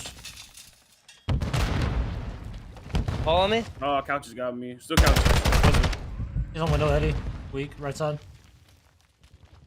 Dude, this Where's guy's that? on the window, Heady. Holy fuck, puzzle's flying at me. Hitting He's left, going. and hall. spot, They're hitting you spot. all. They're hitting you all. Yeah, spot. What's that hole? What's that hole? He's in One there. shot, yeah, hall weak. To your right, Follow to me, your right. left side desk. Oh, they got through, man. No, he's P4 still. Okay. Oh, he's back Gucci. Back Gucci. He's Shandy right now. They're through. Yeah, Shandy? Fucking... Yeah. One's connector. There's him. All weak. Draco.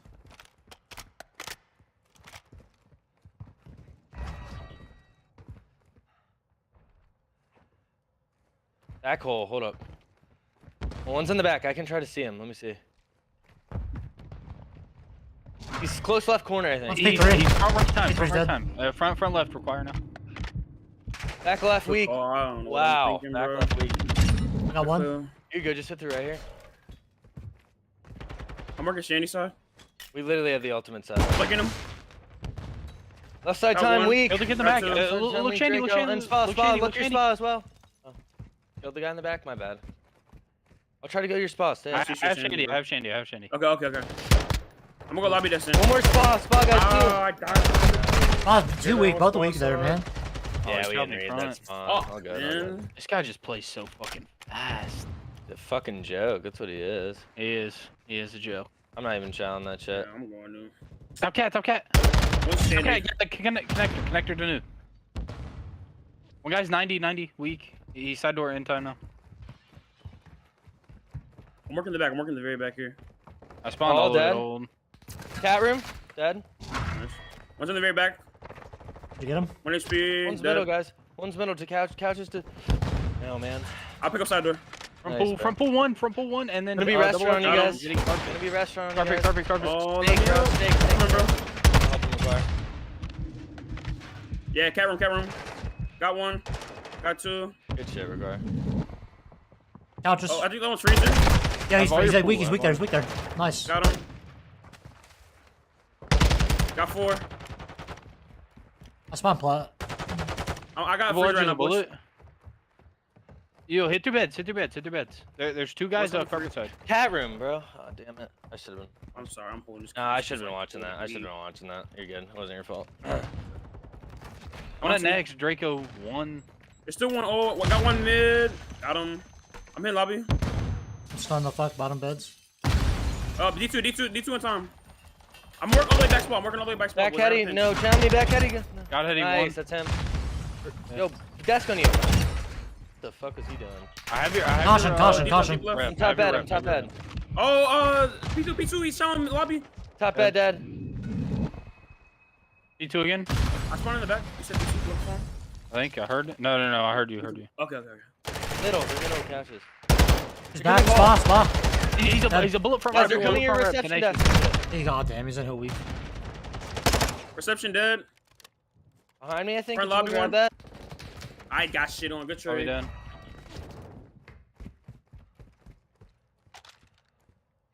Alright, let's get up for new. I'm gonna go like back Caution. Gucci here. Back in the store. Yeah, he's on top plat up there. Side door dead. Could be arches. One more side door.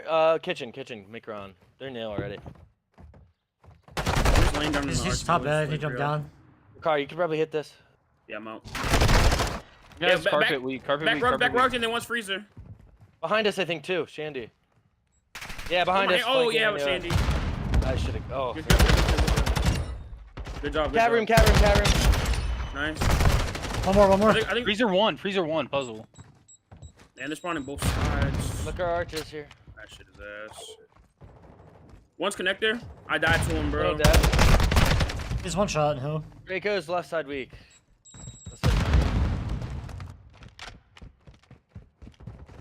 Top cat. Dude, this guy is a fucking joke. Fuck, alright, let's go now. Wait, how that? What The the kill. fuck are you? That's such a kill reply, bro. He's going now. Guy Pop my pushed daddy, out I'm our gonna work L their mid desk and here. said it- Wait, get that hold. They're still too old. I'm gonna try to cut them off like kitchen. Cat room. Nice. Good on. I'm working the very, very back. Damn, one's looking at me. I'm low. Need it, Tom. P3. One. Three, Draco dead. again. Draco's one shot time. Oh yeah, in the very Draco's back, in the one very shot back. In the left. time. Very back, dead. Oh Under, shit! under. Behind me. Sorry, they spawning. I think they're gonna be spawning in front, boys. No, they're gonna be. One's people- one up top yeah, bed right yeah. now. P3 weak. P3's Can I get a weak. trophy? He's one steps. He's going caution. I'll pick up white. Y'all help each other top. One more. Outer dead. Bottom Nice. dead. I'm pushing Nice. out. Nice 4-4-4. I'm gonna grab that. Yeah, I'm out. Gotcha. Mid. I'm stuck. One's mid. I'm 1 HP, still mid. He's gonna P4 shot me. too. P4 too. Son, this kid mid. He got me. He's on the Cuban new. He's one hall. They're spawning P4 on me still, bro. Okay. Maybe not. Now they're kitchen on me. What a I fucking just went joke. before. One's front. Got front. Arches one. Dead. I think we shot couches. At 10. I'm couches right now. I'm in that front One time. in the back. One in the back. He's on the heady. He's pushing left window. Yeah, I hear him. I'm such a credit for that. Holy. Arches, close to you. He's done the time. He's on the distance in front of you.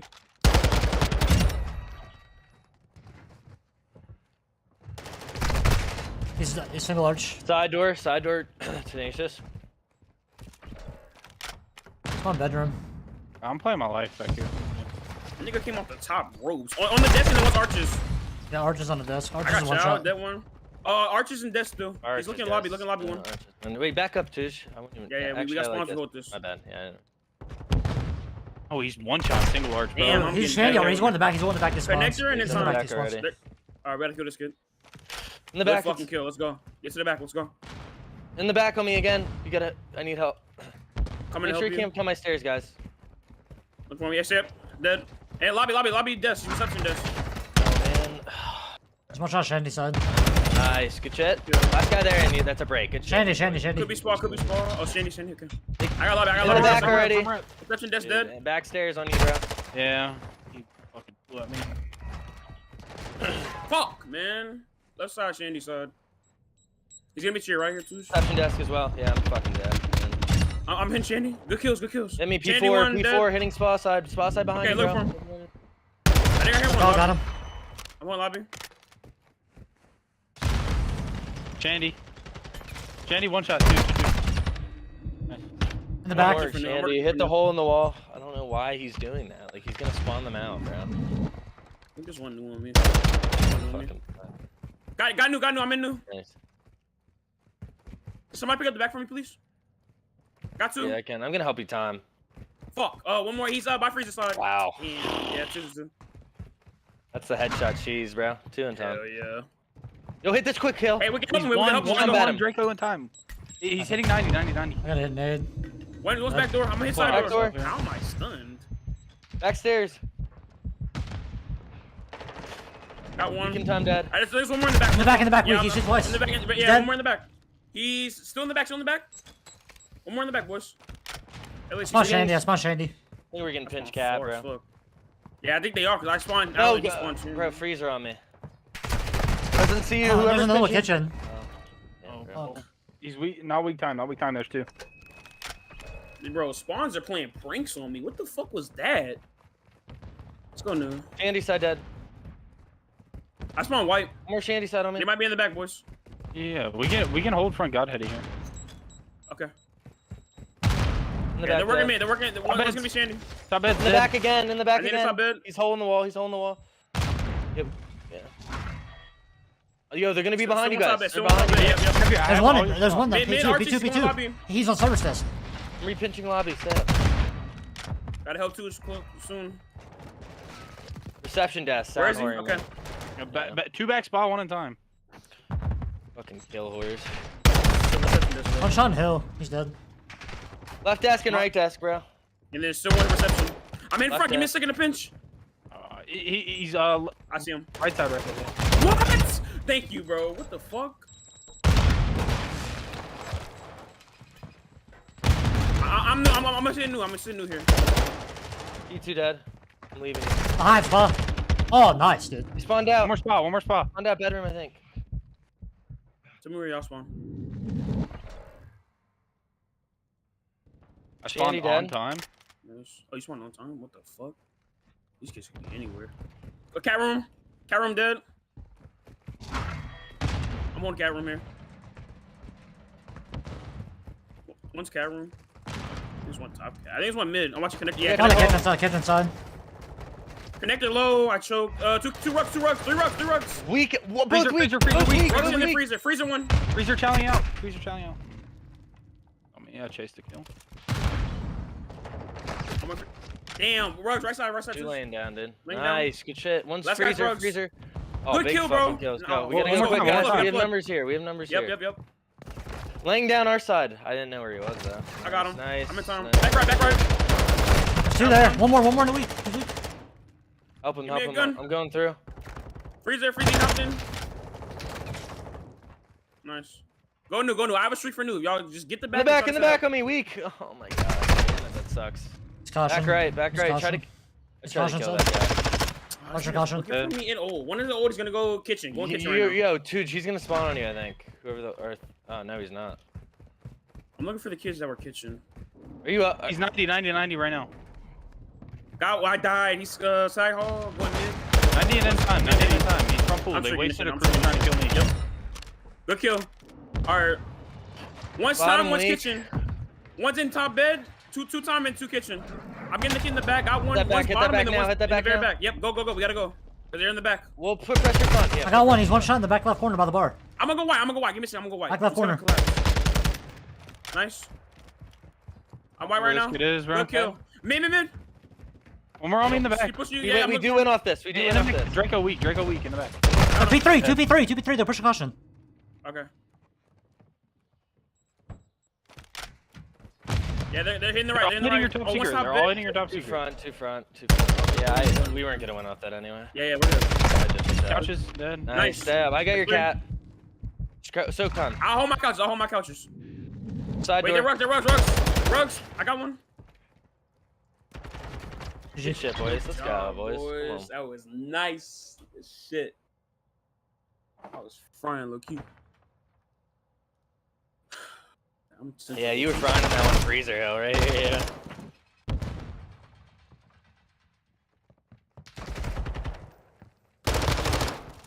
Does it show the fourth? It did show when I shit on the fourth. Damn. GG's, y'all. That was fun. GG's, wish.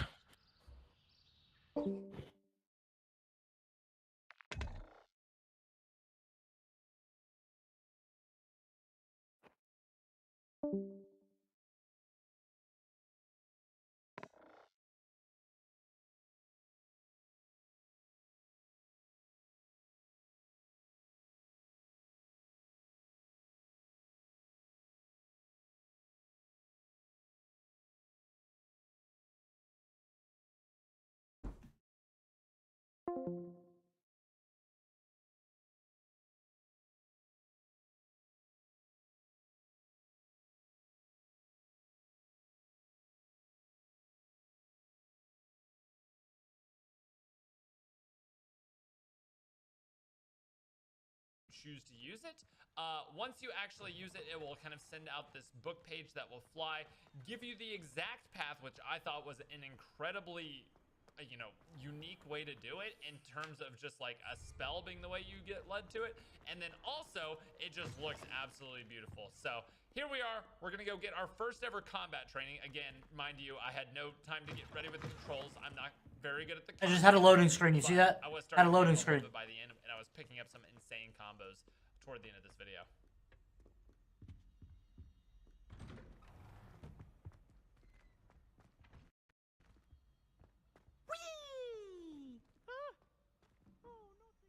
Here I've come from the toilet bowl where she said I could swim, did you Praxia mole?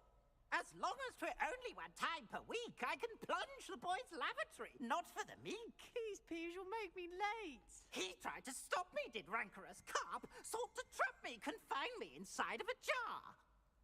But he failed, as did his containment charms, so I took my revenge to wreak havoc and harm. It was granted my privileges be handsome indeed, or I'd fire up the cannon, and so she agreed. To draw up a contract with her, not with him, that if I behaved, I'd have one weekly swim. Whee! I'll get you for this.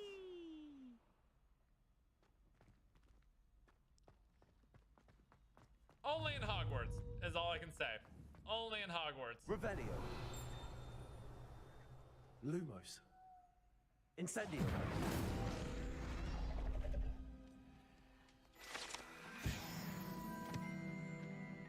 So, like I said, little mini puzzles, side quests all around. Let's go ahead and head inside and get our very first combat tutorial. Here's a look at Hogwarts at night. Dynamic day-night cycle. So, let's go ahead and take a look at our very first combat training with our boy in the corner. Can I help you? Sebastian told me to see you about a club. If Sebastian vouches for you, that's all I need to know. I coordinate duels for crossed ones. A dueling club of sorts. It's invitation only, so you must have really impressed Sebastian. I seem to have a knack for dueling. Then you've come to the right place. How does cross wands work exactly? You show up, I match you with other duelists, and whoever is still standing in the end wins. It's our way of determining the school's greatest duelist once and for all. And to liven things up, the winner is awarded a prize. Interested? Of course. Dueling's an entertaining pastime. I agree. Besides, in crossed ones, you could duel with a partner if you like. Your first time I'll pair you with Sebastian. Next time, you'll need to bring a partner along, or duel alone. So, care to step into the ring? Get me in the ring. Spectacular! Let the fireworks begin!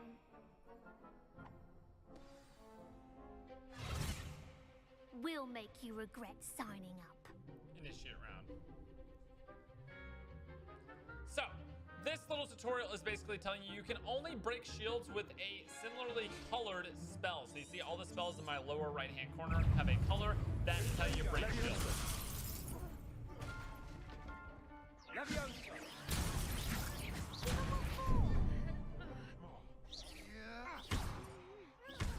as you saw there, I missed a Q when I got a spell cast on me, so I got locked in place for a few seconds.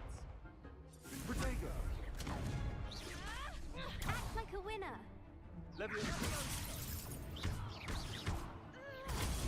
That right there was a parry. You'll see me do it successfully a few times throughout this playthrough. That will parry a spell back at the caster if you time your block at the exact right moment.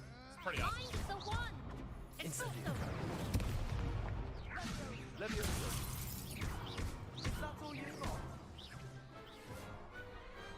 Pity more people can't watch the duels. Nice work. Sebastian wasn't wrong about you. There's strong competition ahead, but keep this up and you could be the next school champion. Brilliant. Count me in. I shall. Now, it takes time to organize these duels, but check with me later. I may have something lined up for you. Again, congratulations on your first Crossed Ones victory. Well fought. Hope to see you back here again. So, combat in this game, you can see in the lower right-hand corner. Oh, we're gonna use the training dummy. Hello, Lucan. May I use the training dummy? Of course. I'll fetch it and give you a list of combinations to practice. Ready to have a try now? That would be wonderful. Be sure to cast all your spells before the dummy lands. If you need to stop practicing before you finish all of them, let me know. So, in the lower right-hand corner, when you hold down R2, you get to pick one of 4 spells, and each one of these can be comboed with the auto attacks, which is basically just tapping R2 without doing an actual spell. You saw me basically do 4 of them in a row. So this is Leviosa and 4 auto attacks, essentially, and that will just do some damage at the target. Absolutely the best way to do combos here. Here's me using 2 different spells in succession. Leviosa. Accio. So, you'll see I'm starting to get the hang of how this is actually used here. I'd say that's enough practice. You looked good out there. Thank you, Lucan. I say better to discover one's weaknesses during practice than during a duel. You'll be a fearsome challenger now.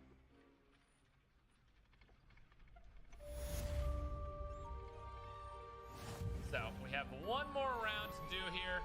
This is going to be the, I choose to, solo versus 2 different enemies here. But as I was saying, the lower right, you can have up to 4 spells on the, very beginning R2, but you're going to actually be able to hold up to 16 and switch Lucan. between the spells Is the next round later of on in the game, Crossed Ones you'll all see. set?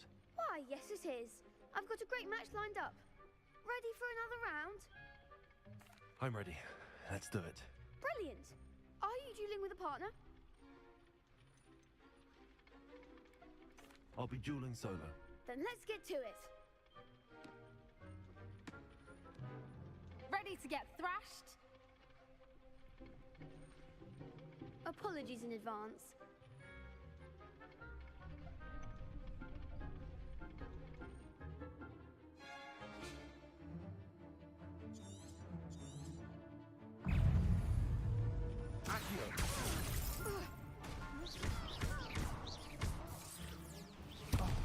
There goes my wager. Leviosa. Accio. Leviosa. Mind the one. Lumos. Leviosa.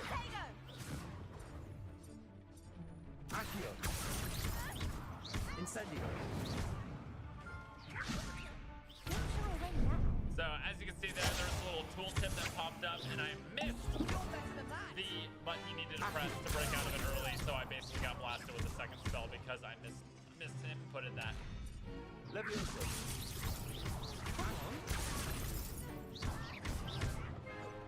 Incendio. That's all you've got? Leviosa. Act like a winner. Accio. Leviosa.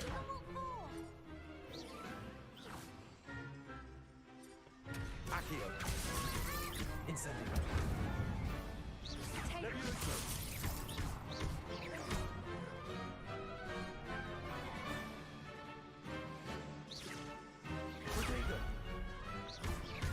Another the reflection there just to show it off right there at the end.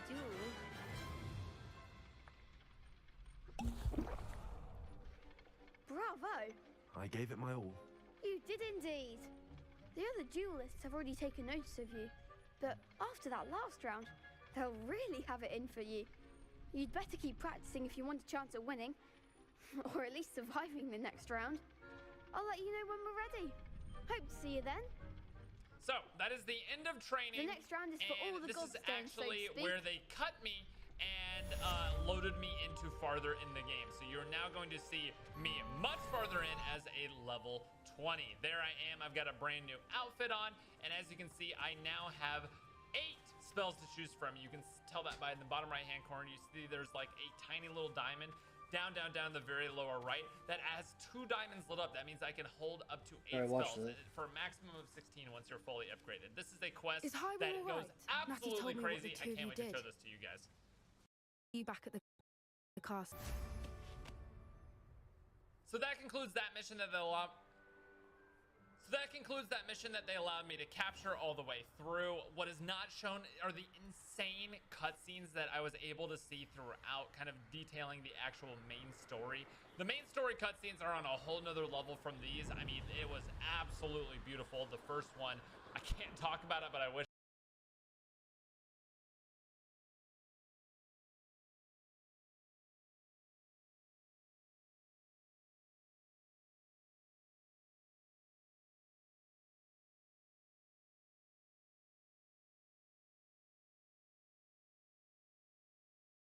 With the long-awaited sequel to 2014's The Forest peering at us through the trees, you're likely wondering what's new in Sons of the Forest. So we got the developers from Endnight Games to share some Imagine this juicy game's not details real. about the upcoming survival horror. From complex AI systems to new dynamic building, here are 5 things that you need to know about Sons of the Forest.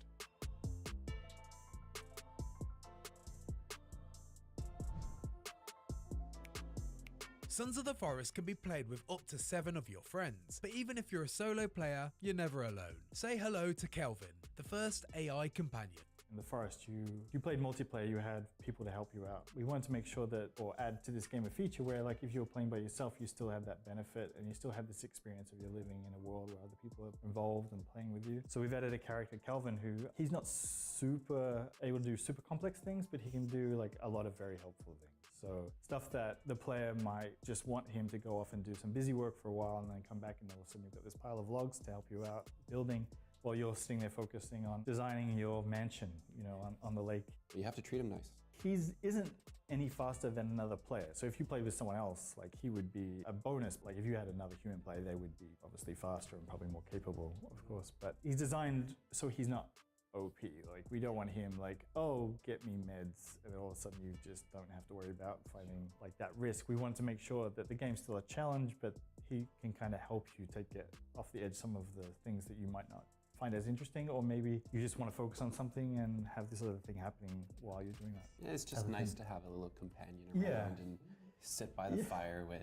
He can be moral support too, right? He can carry around music while you're building. Like, honestly, that was the first use we used him for, at least not me personally, when we're doing a lot of building tests. Give him a radio and he'll follow you around and you're building away and he's just like happily holding the radio while you're building. So can be portable music player. Yeah. It appears that Kelvin is everything that you might want in a companion. But if you're really determined to have the ultimate solo survival experience, there's a cruel way to disable Kelvin. If you really want, you can shoot him. Yeah, he's gone. There's no respawning. But Kelvin isn't the only AI companion you can meet in Sons of the Forest, with others such as the 3-armed mutant Virginia appearing over time. So yeah, there's other characters in the world who aren't the typical enemy types, and they'll help you or maybe give you some information about the game or the story and help you lead you through the world of the forest, or Sons of the Forest.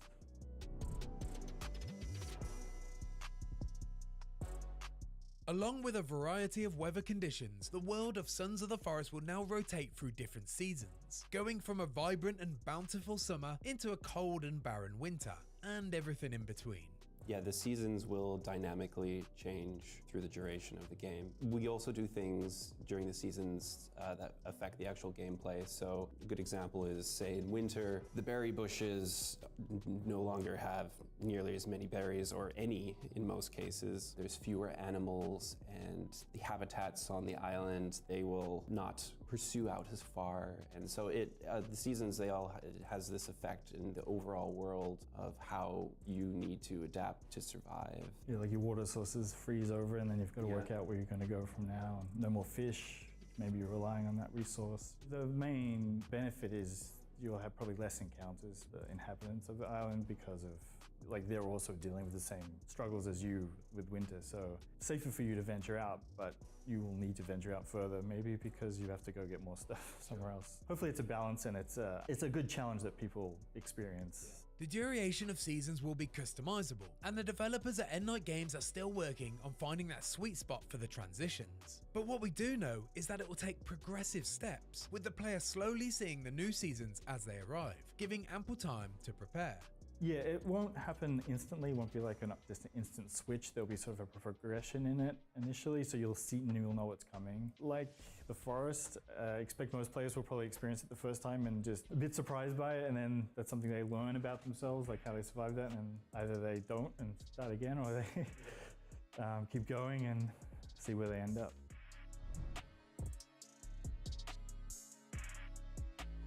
Fans of The Forest will remember the floating ghost builds of the first game, and the gamified experience of loading resources into this blue, translucent design as you build your predetermined object. In Sons of the Forest, Endnight Games, in a quest for immersion, have now ditched the training wheels, providing a realistic and impressive depiction of wilderness carpentry, offering freedom to build in any way that you choose. You're holding these logs because you're really strong. So, and you're actually placing them down. If you need, you split them with your axe, right? It's just, rather than just everything popping into place. And yeah, or a magic ghost showing up and you throwing logs into space and it appears a mile over.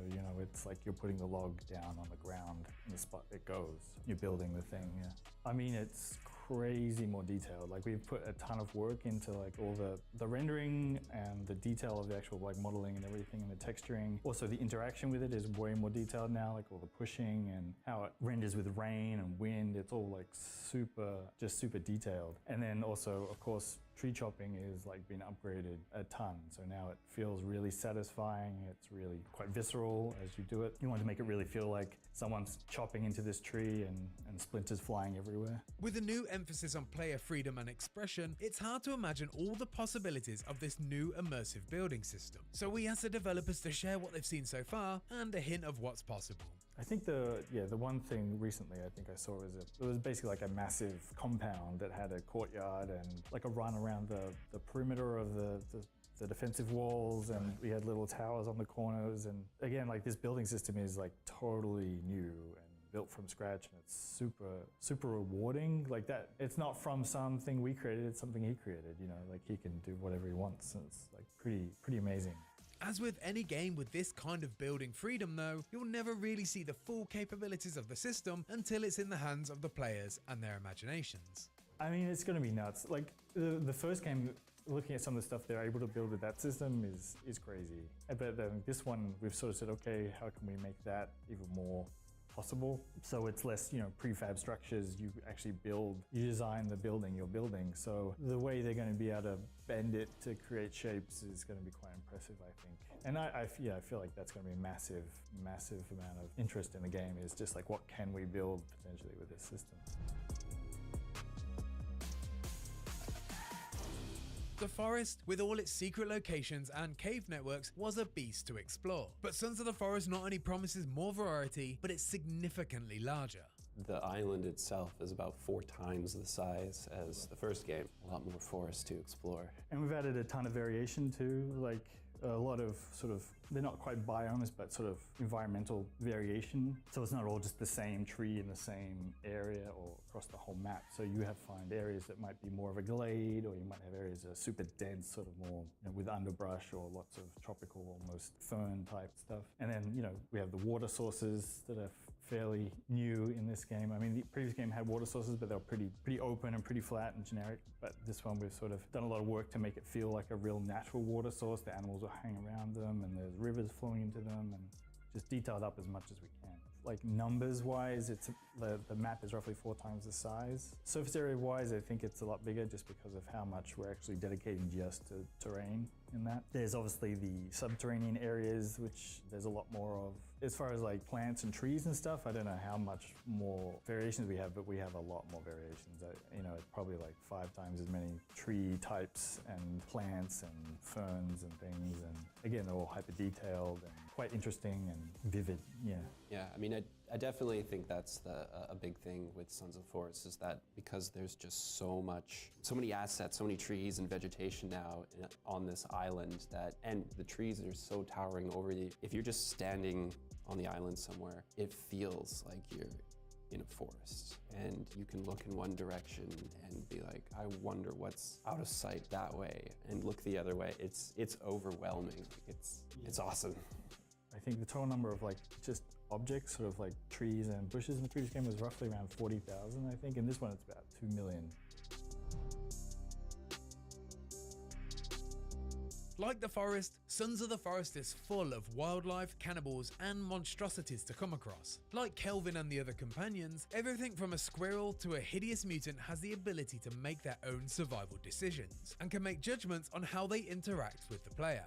Entirely, like we have a very an advanced AI system we've basically built out to try to like create real living worlds, and one of the key mechanics of that is sort of an association or relationship that they can develop with you. They remember things, like things you've done, things you do, how you behave, how you interact with them, positive and negative. That interaction is actually sort of key to how you develop your relationship with them ultimately. I mean, it's hard to, it seems weird to put the word relationship, but it ends up being basically a relationship.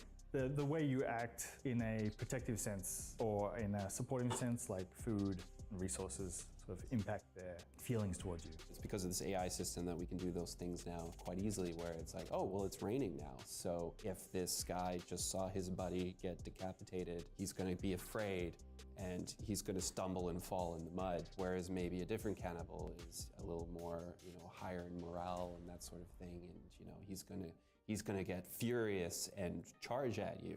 There's not just basic stats like fear and anger. There's other stats like how religious they feel, or how much leadership they have, or how dedicated they are as a follower. So there are characters in the game that are leaders essentially, and they have an idea, and then the other characters will say, well, I'm more of a follower, so I'll attach my thought to that guy's thought. So they say, well, I'm going to go do this, so let's go do that. And yeah, and the cool thing is because this isn't all like heavily scripted or anything, these things just happen around you. They may happen when you're around, or maybe they won't. The cool thing is that these things, they don't always trigger, right, which makes it feel a lot more organic as well. It's just one of those things that once you add enough of these like dynamic pieces, it's just sort of dance that happens when you start fighting a whole bunch, and you realize that they're not just running at you. Like a lot of games that we experience, the general AI mechanic is like, there's the player, I see the player, attack the player. If it's a long fight, they'll get tired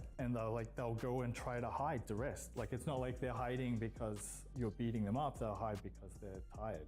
The impressive AI of all living things in Sons of the Forest doesn't just apply to how they interact with the player though. The general mechanic where we've created with the world and the enemies is there's actually somewhat factions within the enemies, in that there's certain types and they behave differently, and some of them don't like each other. You can be in a fight in a village with a group of cannibals, and then a group of the what we call the muddies show up, and they will actually start fighting the muddies off because they don't want them in their village. And you can take the opportunity to get away if you're like having a battle, or you can take the opportunity to let them kill each other off first, and then you come in and finish them up, that kind of thing. So and then the creepies, there's a balance there with the creepy enemies that are more sort of cave dwelling, and the actual villages, and there's sort of like an ebb and flow of like, if you kill off all the villages, then you might have to deal with more creepies now, or if there's a kind of a turf war mechanic that's being that will flow through the game as you're playing, and you can influence it by doing certain murderous actions, I guess. Yeah,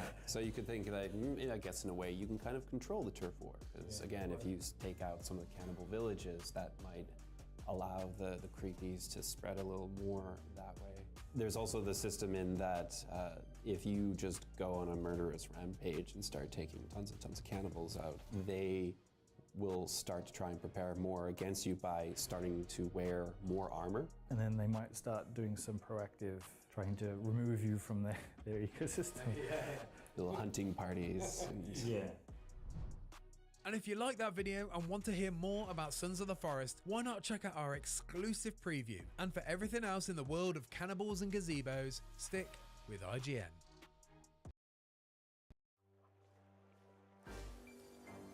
Banana's story featuring cannibals and mutants. With the immediate arrival of its long-awaited sequel, Sons of the Forest, comes not only the pressure to top the beloved experience of the original, but also to add some new and increasingly wild surprises. And based on the 5 hours that I've played so far, I'm not only excited about the sequel's potential, but also confident that End Night could revolutionize the survival genre.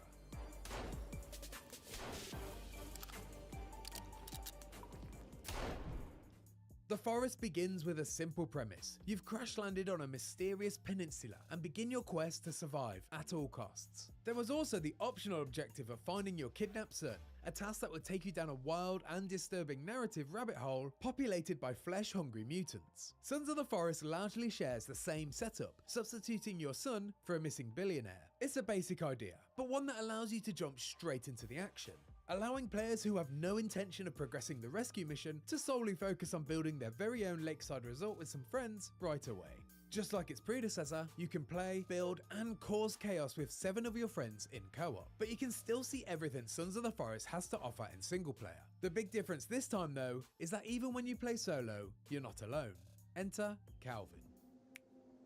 At the very start of Sons of the Forest, you're introduced to Calvin, an elite soldier who not only survived the helicopter crash that stranded you on the island, but is also very much along for the survival ride as an AI companion. While Calvin has suffered some major head trauma that's left him unable to speak, his injuries have not, perhaps surprisingly, prevented him from being extremely helpful. In an apparent effort to replicate the multiplayer experience for solo players, Calvin will follow you around and respond to commands issued via a bunch of handy quick select options on a notepad. He'll take orders to see out your less than desirable busy work, such as chopping down trees and gathering logs. During my hands-on, the value of having an AI companion was immensely noticeable. There was a huge benefit to sending Calvin off to find resources, while my co-op partner and I focused on designing our structure. I'd regularly turn around to find a fresh pile of logs for our disposal, with Calvin already on his merry way to collect more. Not only will Calvin somewhat provide company for solo players, but he offers helpful, time-saving resources even when in a group, putting a significant dent in the busy work of a survival game. This affords more time to either sculpt a masterpiece or plough forward on the cannibal killing quest. Calvin has a mind of his own though, well, at least to some degree. He sits down to rest when he gets tired and seeks water when he's thirsty. He'll also become upset if you treat him poorly, which makes him less productive and thus decreases the value as a companion. And if you decide you're not interested in having a worker bee along for the ride, you have the option to disable Calvin in the most realistic way possible. Shoot him in the head and you'll remove him from your session, permanently. You're limited to 1 Calvin per multiplayer session, so the dream of a legion of Calvins can't be fulfilled. But the developers assured me that there are other companions you can find as you progress, each with their own unique AI. During my playtime, I caught a glimpse of Virginia, a mutant with 3 arms and 3 legs. She quickly scarpered once I approached her, and definitely had more of a skittish sensibility than Calvin. But the developers told me that she can eventually be recruited, and will be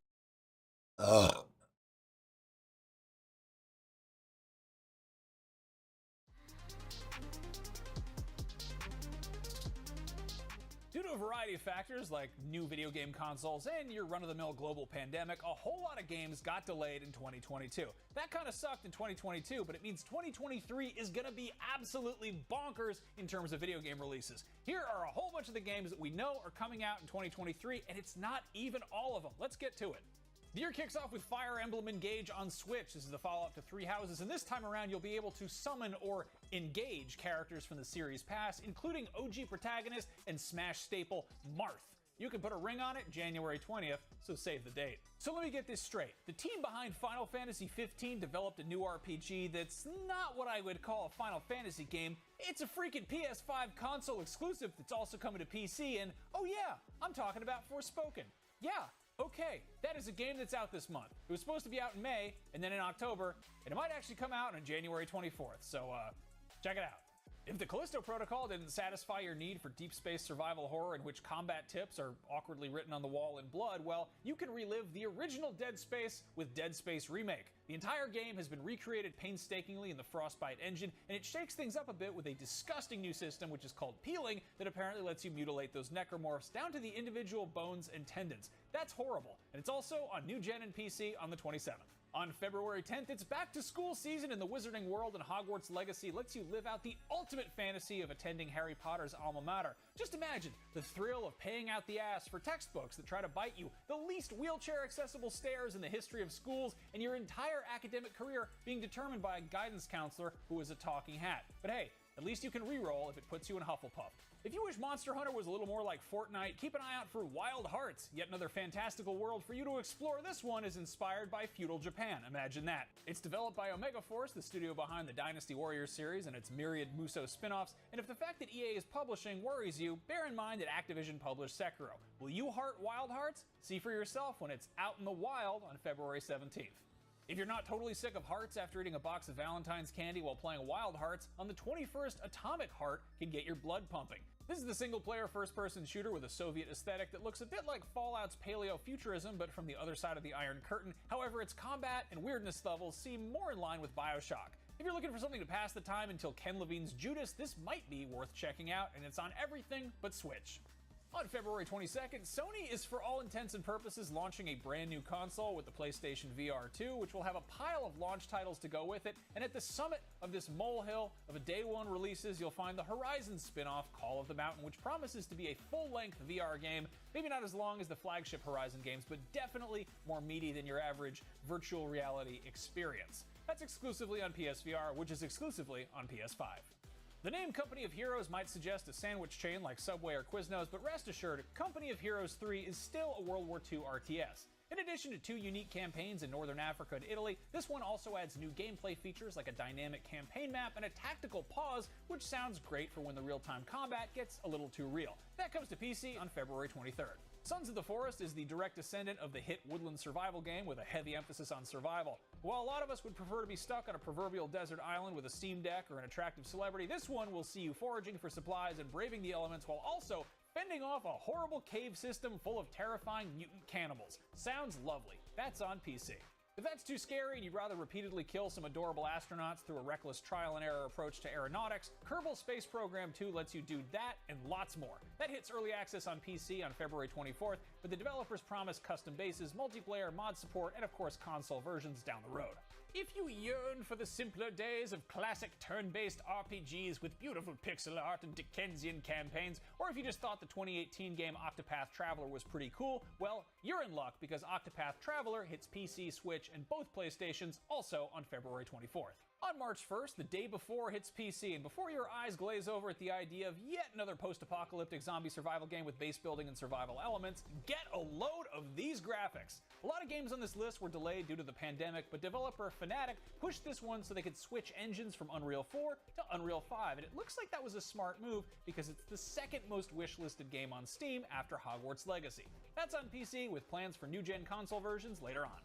Wolong Fallen Dynasty is the latest project from Team Ninja, and it looks to continue the long tradition of kicking your ass repeatedly, which began with Ninja Gaiden and the Nioh games, but this one's set in China's Three Kingdoms period, but you know, it's got a grisly dark fantasy twist. That is on all the stuff that isn't made by Nintendo. Allegedly, Skull and Bones is finally coming out, but I will believe it when I see it. This is Ubisoft's multiplayer pirate game, which supposedly began as an Assassin's Creed Black Flag spin-off, and at one point was apparently like For Honor with boats, but since then it's taken the shape of something much more like Sea of Thieves, and it's been delayed about, well, my entire career. Anyway, that drops anchor on new gen and PC March 9th, allegedly.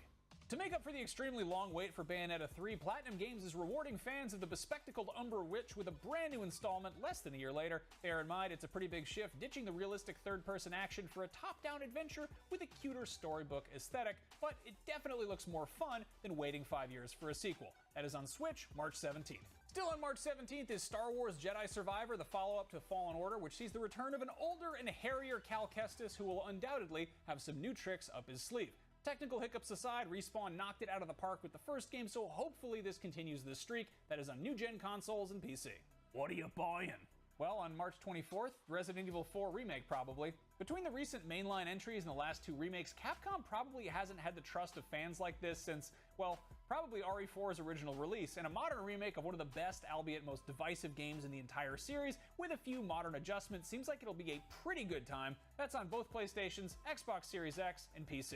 Crime Boss Rockhay City is a brand new first-person shooter that came totally out of left field, and we don't know much about it other than it's got a star-studded cast, which is mostly Michaels and Danny's. Specifically, Rooker, Madsen, Glover, and Trejo. It also has Kim Basinger, Vanilla Ice, and Chuck Norris. What's the gameplay like? Great question. That's on PC March 28th and consoles someday. Before there was BioShock, there was System Shock, and this is yet another classic that's getting a full modern remake, and if you're having deja vu, that might be because this got kickstarted way back in 2016, and sometime in March you'll finally get to play it. That's on everything that doesn't say Nintendo on it. Dead Island 2 has had a long and rocky development, and on April 28th it is finally rising from its grave.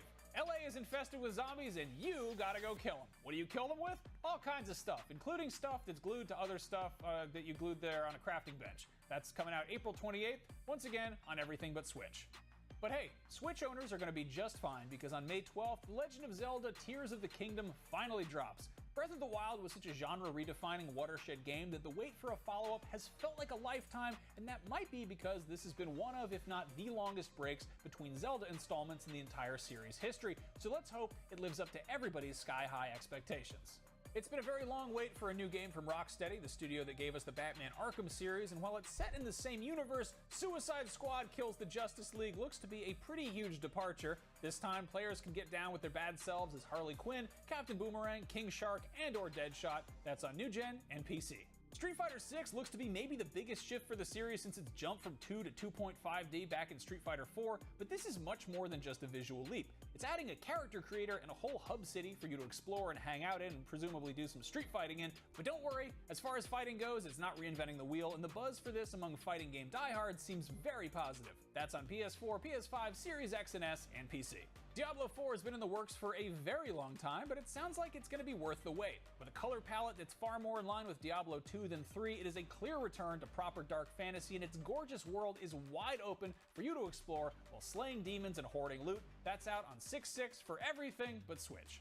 Like many other games on this list, Final Fantasy XVI is a massive departure from its immediate predecessor. This time it's scrapping the futuristic elements and returning to good old-fashioned medieval fantasy, and if you're tired of open worlds, rest assured this looks to have a much more focused area-based approach to level design, but combat is still going to be in real time.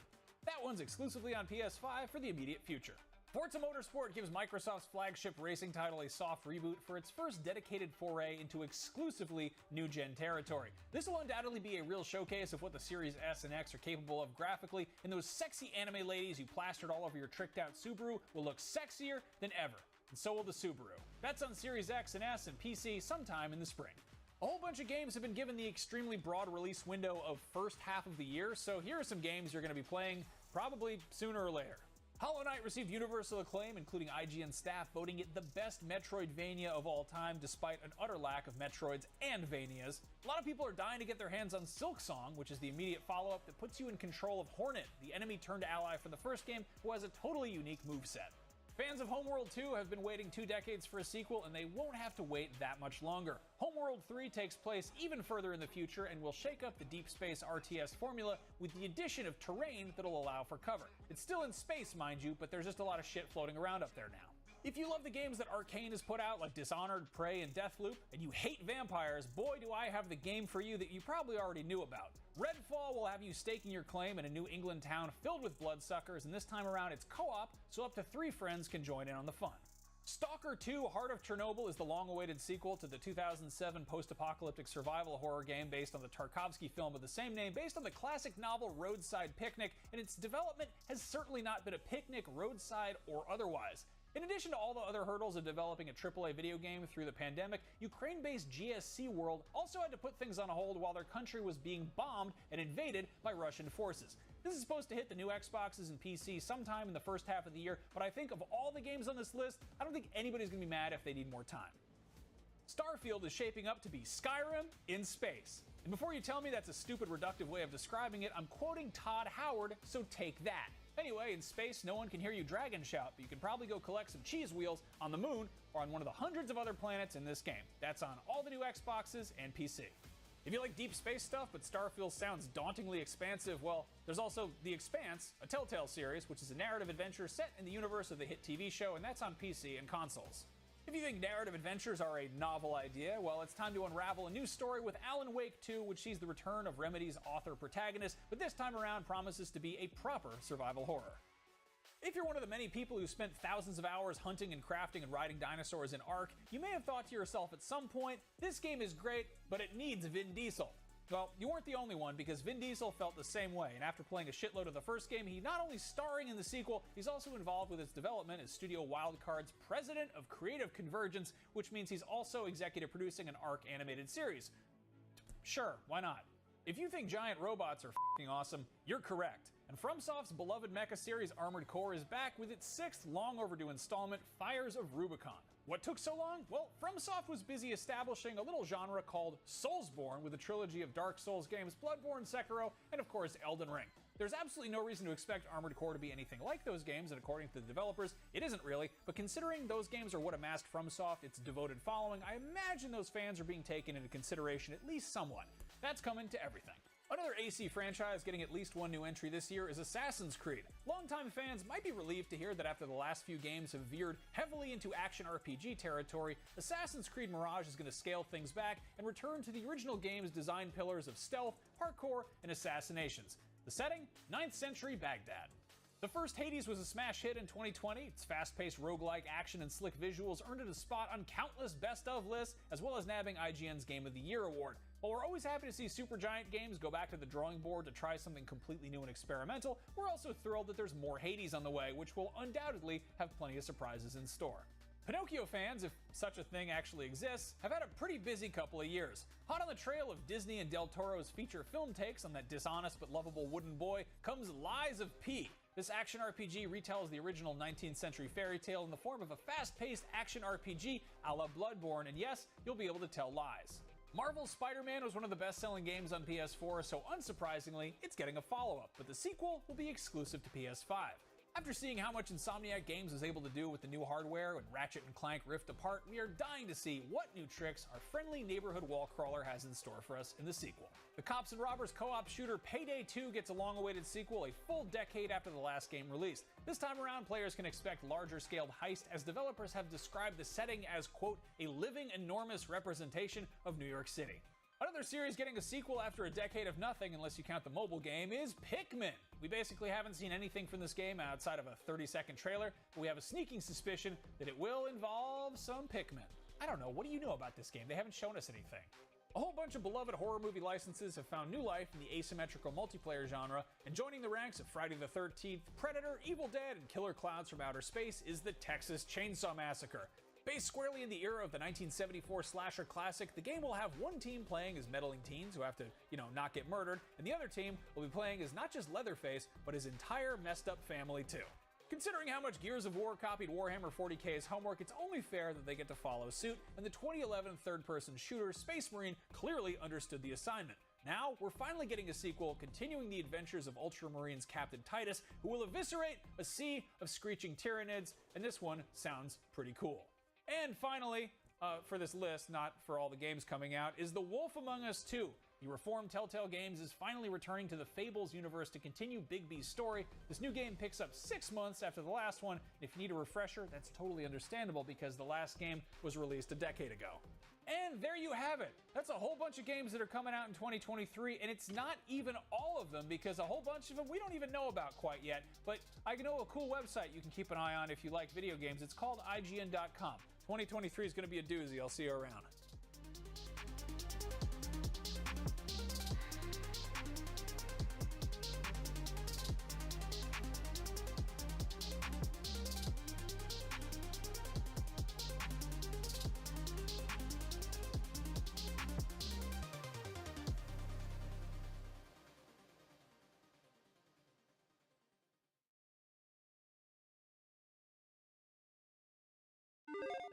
Open world games just keep getting bigger, more detailed, and more interesting. This year, there's a whole lot of them that we just really want to get our hands on, for one reason or another. Hi folks, it's Falcon, and today on Game Ranks, new open world games to play in 2023. Starting off with number 25, it's Everywhere, and I'm not going to lie to you and tell you I know exactly what this game is. It's called Everywhere. It's an open world game. Leslie Benzies is the guy in charge. It's a new studio. The whole point, he says, is that this is supposed to be a less restrictive open world game. It looks kind of sci-fi, it looks really ambitious, and, I mean, we're talking about a guy who's been involved in some of the best open world games of all time, the GTA series, so obviously it's worth a shot. Everywhere is supposedly coming out next year. Well, not necessarily everywhere, but at least Microsoft Windows.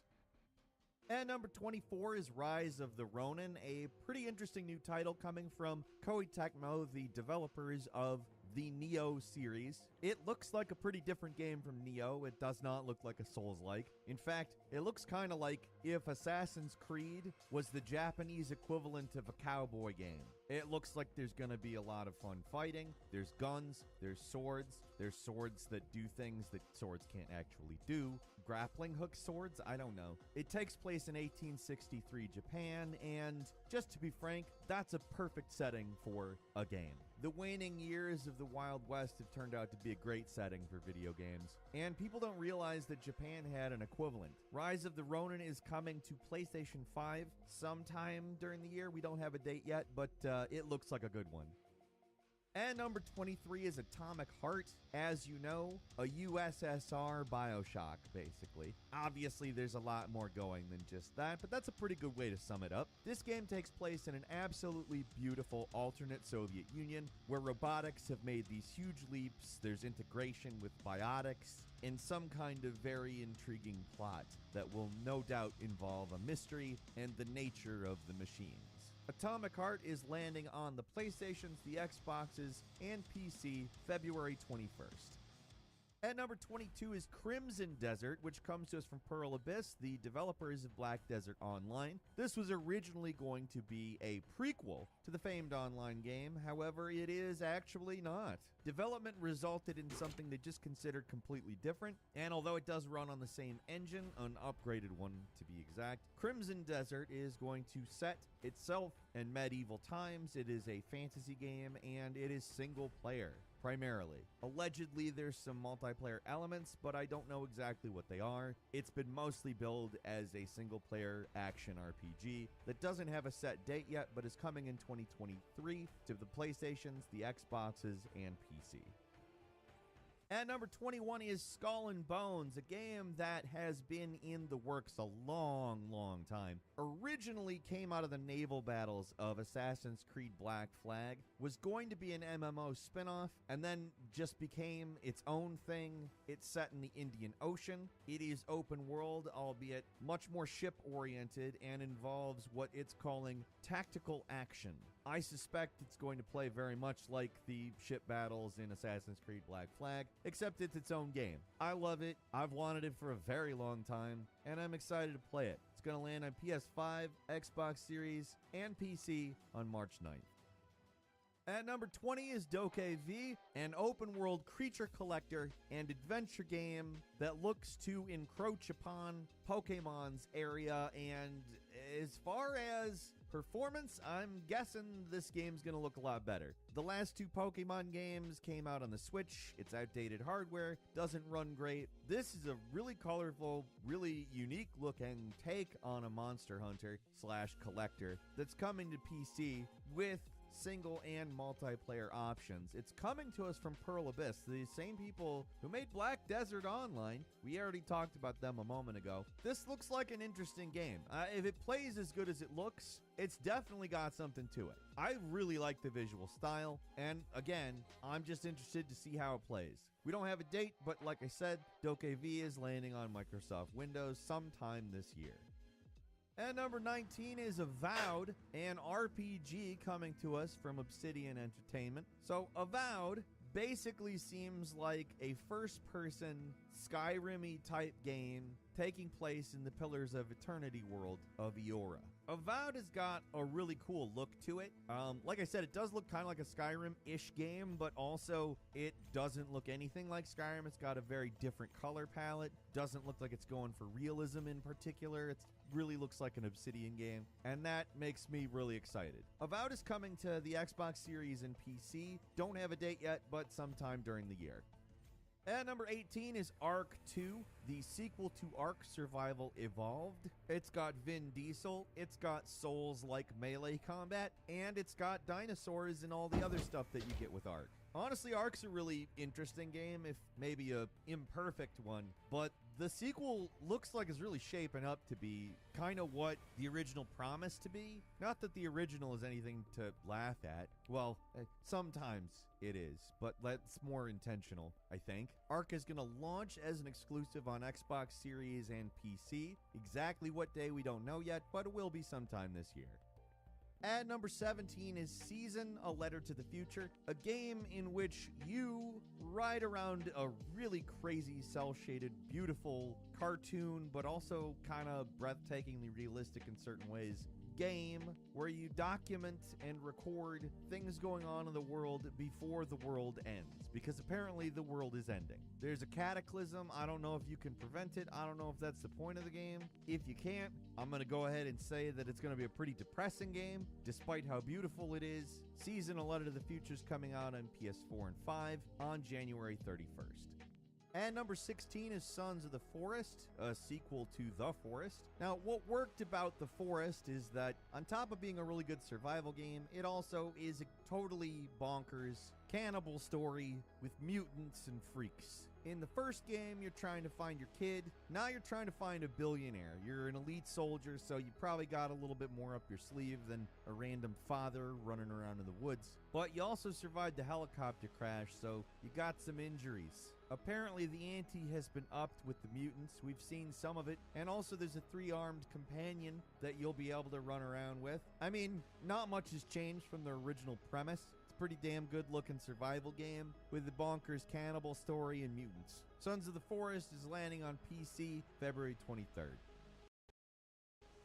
At number 15 is Assassin's Creed Mirage. What's being billed as a return to the series' roots, moving a little bit away from the role-playing stuff of recent Assassin's Creed games, and getting back into the more linear stealth storytelling of the original Assassin's Creed series. Still going to take place in an open world. I'm pretty excited for this. I don't have a problem with the new Assassin's Creed games at all, but I am kind of excited to have a game that's more like the originals. Assassin's Creed Mirage is coming to the PlayStations, the Xboxes, and PC sometime this year. And number 14 is Where Winds Meet, an open-world martial arts action RPG. It takes place near the beginning of the Northern Song Dynasty during the twilight of the 10 Kingdoms. You play as a swordsman. You make a lot of different choices, like safeguarding the Empire, fighting it, blah, blah, blah. It's a very pretty-looking game. It's apparently very open-ended. We don't have an exact date, but the game is PC exclusive as of now, and certainly looks very interesting. At number 13 is Tom Clancy's The Division Heartland, a spin-off title of The Division, obviously, set in the same universe, except set in the Pacific Northwest in a town called Silver Creek. This one's actually free to play, and its primary mode is a PvP with 45 different players, with another mode that's PvE with missions and objectives. It's got a cool look to it, and The Division's a pretty good looter shooter, but it's also free to play, so my hope is that that doesn't mess up what The Division does right. Tom Clancy's The Division Heartland comes to the PlayStations, the Xboxes, and PC sometime this year. At number 12 is Dead Island 2, which takes place on the island of Los Angeles and San Francisco. Not exactly an island, but a very large chunk of the world, which is going to be infected after the island incident. Apparently, the combat is going to see a bit of a revamp, and of course, the world is much, much larger than the original games, and the story of Dead Island continues. Dead Island 2 is coming to the PlayStations, the Xboxes, and PC April 28th. At number 11 is Stalker 2 Heart of Chernobyl, a very long-awaited full-on sequel to the Stalker series. The first Stalker game came out way back in 2007. The second game, Clear Sky, came out in 2008. Third game, Call of Pripyat, came out in 2009. And this game was announced at the same time. The developer GSC Game World actually had to disband at one point, and there has been a fair amount of scandal involving this game, but it is finally coming this year. Stalker is just a really unique game. If you go back to the originals, they certainly have their flaws, but there's also so many interesting systems at play at any given time that I'm just really interested to see Stalker in a next generation situation where everything works completely and all of the lessons of the first have been learned. Stalker 2 Heart of Chernobyl is coming to the Xbox Series and PC sometime this year. And number 10 is Forspoken. It's a game we've talked about actually quite a bit here. Its story is basically you're a woman from New York and you get transported to a magical fantasy land and want to get back. The real thing that's attracting people to this game, of course, is not the story. That is, something that could turn out very good and something that could turn out very bad depending on its execution. But the traversal in this open world game just looks like nothing else. It looks fantastic. There is a demo that has split people pretty intensely. There's a lot of people that absolutely love it, and then some people who really do not like it. And to me, that's always a signal that a game is going to be pretty interesting. There's a reason why a bunch of people love it, and also there's a reason why a bunch of people hate it. I obviously tend to wait for the full game to make big judgments, and Forspoken is landing on PS5 and PC on the 24th. And number 9 is Redfall, a new game from Arcane. As longtime viewers will know, I'm a big Arcane fanbird. Redfall is kind of a different looking game for them.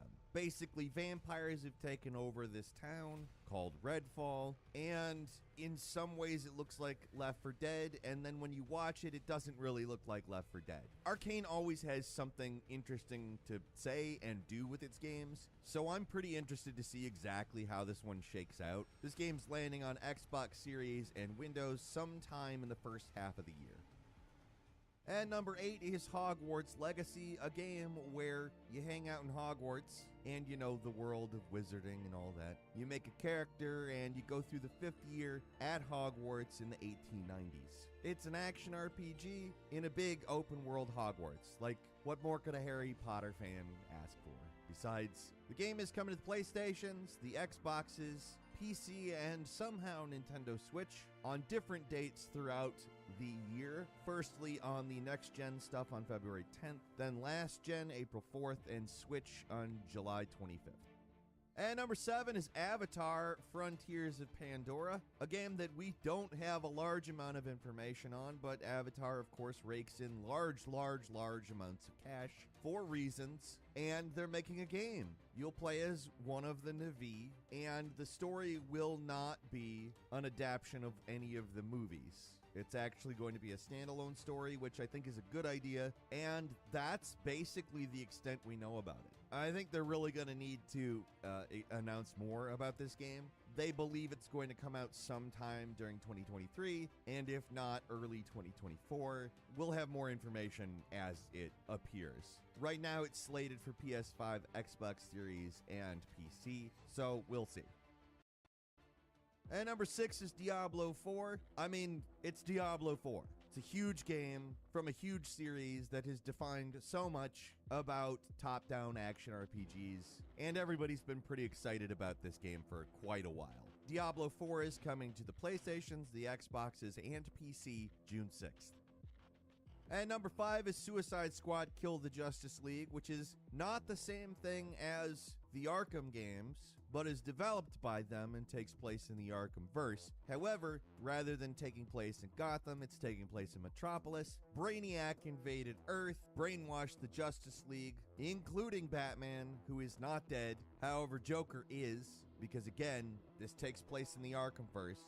You're the Suicide Squad, so you got Harley Quinn, Captain Boomerang, Deadshot, and King Shark. You switch between them in Control, or play 4-player co-op, which is a great idea. And it kind of looks like what Gotham Knights should have been, or maybe Gotham Knights just shouldn't have existed. It really looks good. Like, look at the footage of this game. It looks great. Suicide Squad Kill the Justice League is coming to PS5, Xbox Series, and PC May 26th. And number 4 is Star Wars Jedi Survivor, the sequel to Jedi Fallen Order, the Star Wars Souls-like that, of course, I think really did a great job of adapting that formula to a Star Wars story with the Jedi, etc. This one is set 5 years after Fallen Order, around the same time the Obi-Wan Kenobi series is set. As you might guess, being a Jedi is not exactly a safe prospect, particularly as time goes on, and I'm ready for more of this game. I'm very happy they decided to make a sequel to this. It's landing on PS5, Xbox Series, and PC March 17th. And number 3 is Marvel's Spider-Man 2, the sequel to both Spider-Man and Spider-Man Miles Morales. It'll be continuing the plot of these games and not using Miles Morales' new costume, thank God. I'm pretty excited to see where this game goes, because obviously there's some loose ends from both plots that I'm sure will get tied up, and Venom is making an appearance. So Spider-Man fans are kind of getting their money's worth, I think, out of Spider-Man 2. It's basically what we really want. It is going to be landing on the PS5 sometime in the fall of 2023. And number 2 is a heavy hitter. Legend of Zelda Tears of the Kingdom is, of course, coming out this year. And, of course, I'm expecting that this is going to generate a very large amount of discussion. It looks beautiful, obviously, and continues the story of the first Breath of the Wild. It's probably the highest profile Zelda sequel to just retain the previous game and everything that happened, all of its events, etc., etc. There are a lot of unanswered questions about this game, but that's part of the fun, is it not? Legend of Zelda Tears of the Kingdom is coming out May 12th on the Nintendo Switch. And finally, at number 1, it's Starfield. It was gonna come out last year, it got delayed till this year. It's Skyrim in space, according to Todd Howard, and this is gonna be a huge game. How could it not? First off, it's the first Xbox exclusive Bethesda RPG, so that's already a big thing. And allegedly, the universe that this game takes place in is very, very big.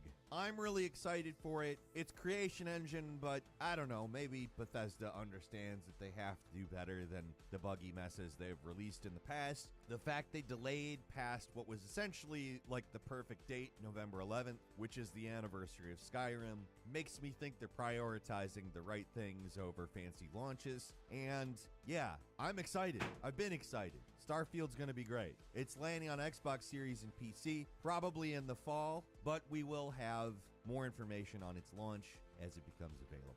And that's all for today. Leave us a comment. Let us know what you think. If you like this video, click like. If you're not subscribed, now's a great time to do so. We upload brand new videos every day of the week. Best way to see them first is, of course, a subscription, so click subscribe. Don't forget to enable all notifications, and as always, we thank you very much for watching this video. I'm Falcon. You can follow me on Twitter at Falcon the Hero, and we'll see you next time right here on Game Ranks.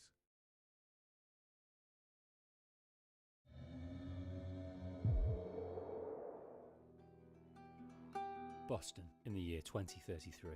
A city laid waste, not unlike any city in the world. An estimated 60% of the world's population is either dead or has succumbed to an infection that claims the mind and incites the body to feed. Boston is lost, bombed by its country's government to contain this threat. A threat that has changed humanity as we know it. But humanity still exists, and it is still represented in and around the military cordon quarantine zone of Boston. A place protected by tight security, strict rules, and martial law. When people refuse to cooperate, the consequences are clear. Those within survive on rations supplied by the military. When that's not enough, and that is often, those are supplemented by a black market economy of food and goods smuggled in from the outside. Smuggled by people like Joel. The Last of Us 1 and 2 is a series of games with a devastating story of hope and despair, love and hate, revenge and forgiveness. It's a story that spans 26 years, and due to its complexity, both narratively and emotionally, it aches to be retold. If you enjoy this video, leave a like, and if you have not subscribed, make sure you are, and if you would like to contribute to the hundreds of hours these videos take, why not become a patron with a range of benefits inside a range of tiers. I'm the Patient Wolf, and this is the complete story of The Last of Us 1 and 2. Joel awakes from a nightmare. A nightmare that started 20 years ago. In 2013, Joel worked in construction with his brother Tommy and lived alone with his daughter Sarah in Austin, Texas. Joel worked hard, and although time with his daughter was scarce, on the night his world changed, he shared a moment and received a birthday present from Sarah. You kept complaining about your broken watch. You like it? A watch he was to keep with him through it all. For 20 years, the only thing he would keep to remind him of her. Dad? Don't go near the doors, just stand back there. Come here. Stay back, don't! There's something bad going on. You've got to get out of here. Do you understand me? Yeah. The infection started in the cities. Hospital admissions rose, or people went home to recover. Then, people started to turn. Joel and Tommy's instinct was that of most: leave the city and its suburbs and head for seclusion and safety. There, hold on! Go!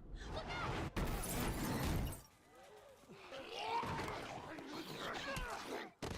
We're gonna need to run.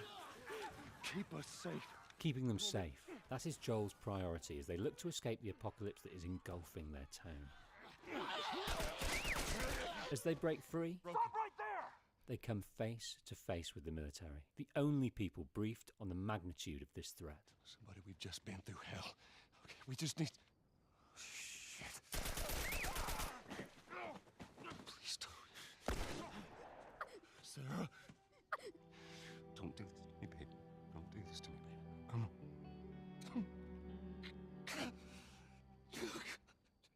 How does someone survive when all is lost?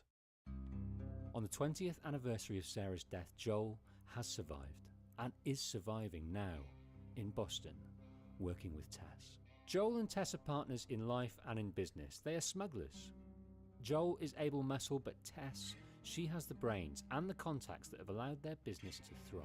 She is also able to handle herself, arriving back to Joel having been attacked. Let's find out who they were. Yeah, Robert fucking sent them. Robert, a fellow smuggler, is withholding payment on business rendered, a shipment of guns. Joel and Tess have been chasing him for weeks. Seemingly, Robert is trying to get to them first. With a lead on Robert's whereabouts, they head to the old warehouse in Area 5. They head to the wharf where Robert is rumoured to be. There's our boy. Working their way towards him, they give chase. Back, get the fuck back! Who has our guns? It's the Fireflies. I owed the Fireflies. Let's go find a Firefly. We won't have to look very far. The Fireflies are a resistance movement, revolutionaries revolting against a regime that has lost their way. A regime dictating to society a way to eke out an existence instead of empowering society to grow, flourish, and take back a world now lost. Their aim? Cease the military oppression and re-establish an American government that can tackle the pandemic and work towards a cure for the infection. But like the military, they look to take and hold this power by force. The leader of the Fireflies is Marlene. I paid for those guns. You want them back? You're gonna have to earn them. The Fireflies in the area have not been having the success against the military they'd hoped. Many of their number have been overpowered and many of their plans have been scuppered. One of those plans requires something to be smuggled out of the city. Marlene is injured, but Joel and Tess have the skills to see the job through. I gotta move. What's it gonna be? Arriving at Marlene's hideout, Fuck away from her! Hey, let her go. she reveals what is to be smuggled. I got his help, but I can't come with you. We're smuggling her? There's a crew of Fireflies that'll meet you at the Capitol building. How do you know them? I was close with his brother Tommy. While Tess verifies that Marlene has the weapons, Joel stays with the girl. The girl's name? Ellie. You know, I've never been this close. It's the outside. Ellie is 14, too young to remember what it was like before the pandemic. She was born in the quarantine zone. This is all she knew. With the merchandise confirmed, they set course across town for the Capitol building. Who's waiting for us at the drop-off? She said there's some fireflies that have traveled all the way from another city. Girl must be important. As they step outside the zone, watched by military patrol, they find out just how important. Don't do anything stupid. Turn around, on your knees. The soldiers scan them for the infection. Oh shit. Look. Marlene set us up? Why the hell are we smuggling an infected girl? Look at this. It's 3 weeks old. How is she infected but not turned, and what do the Fireflies want with her? Whatever happened to me is the key to finding a vaccine. What the hell are we doing here? What if it's true? Do I need to remind you what is out there? Although the Capitol building is in sight, the journey will be treacherous. What the hell was that? Traversing the ravaged business district, they meet the owner of those screams.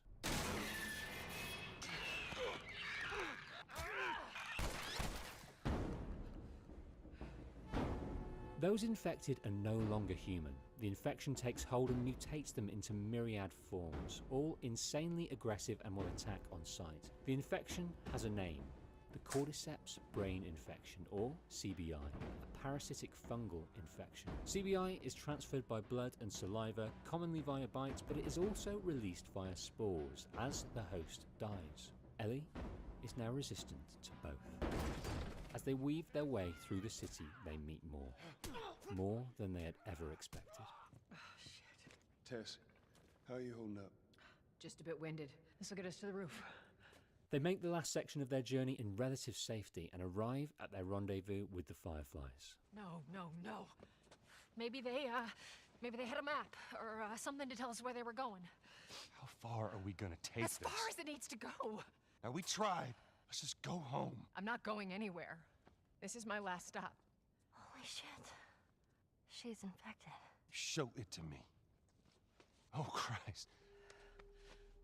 This was 3 weeks. I was bitten an hour ago, and it's already worse. This is fucking real, Joel. You've got to get this girl to Tommy's. Tess's life is ebbing away, and in search for her life's meaning, she appeals to Joel to keep the dream of a cure alive by getting Ellie to the Fireflies. With the Fireflies in Boston all but eradicated, Joel's brother Tommy, a former Firefly himself, may be able to make that happen, but they need to get there, and he is in Wyoming. Reluctantly, and in grief, Joel agrees, as Tess stalls the incoming military. Thanks to Tess, they escape through the museum via the city metro to Boston's perimeter. About Tess. You don't bring up Tess, ever. You do what I say, when I say it. Joel cared deeply for Tess, but like with all his grief, he keeps it locked down. Now there's a town a few miles north of here. There's a fella there that owes me some favors. Good chance he could get us a car. That town is Lincoln, and the car will expedite their long journey to Wyoming to find Tommy. Bill is a smuggling associate and a hardened survivor that knows how to protect himself. With him, they search for a car. They travel through the suburbs, through the high school, but it's in the high school that they meet a creature Ellie has never seen the likes of before. A bloater. This infection attacks the human body in stages. After 1 or 2 days, the face starts to show signs and the host becomes aggressive. These are known as runners. Stage 2 are known as stalkers. After a month of the infection, the host starts to show obvious fungal growth. After 1 year, clickers are the third stage of infection. The fungal growth is so acute that it has enveloped the face. Without eyes, clickers have also developed echolocation abilities to zero in on their prey. Their strength has also increased dramatically. What the fuck is that? After up to 10 years of being stage 3, some move to stage 4 and turn into bloaters. Their fungal growth is as hard as armor. They're slow moving but can throw mycotoxin projectiles, and if they catch you, there is no way of escape. With the threat dealt with, they find the car and with the help of Bill, make their escape via Highway 76 en route to Jackson, Wyoming. As they near Pittsburgh, their route is blocked. Instead of tracking back, screw it, Joel elects to press on. Put your seatbelt on, Ellie.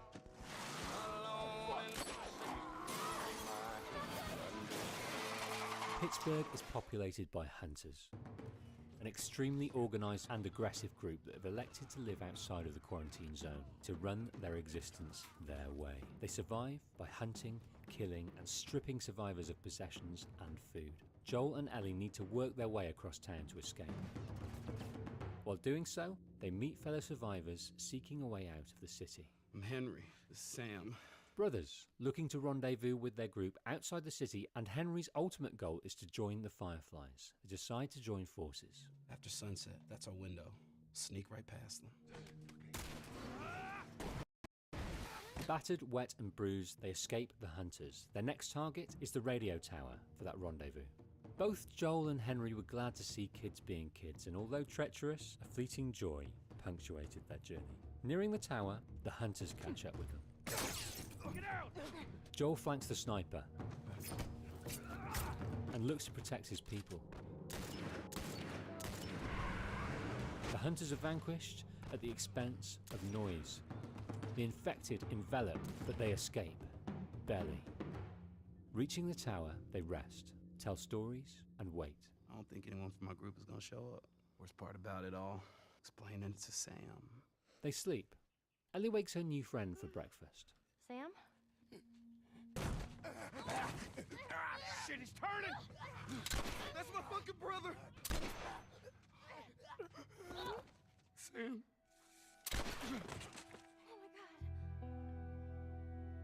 Joel and Ellie arrive in Jackson County 2,000 miles from where they left the bodies of their friends, both processing it in their own way. I want to talk about it. No. Why not? How many times do we need to go over this?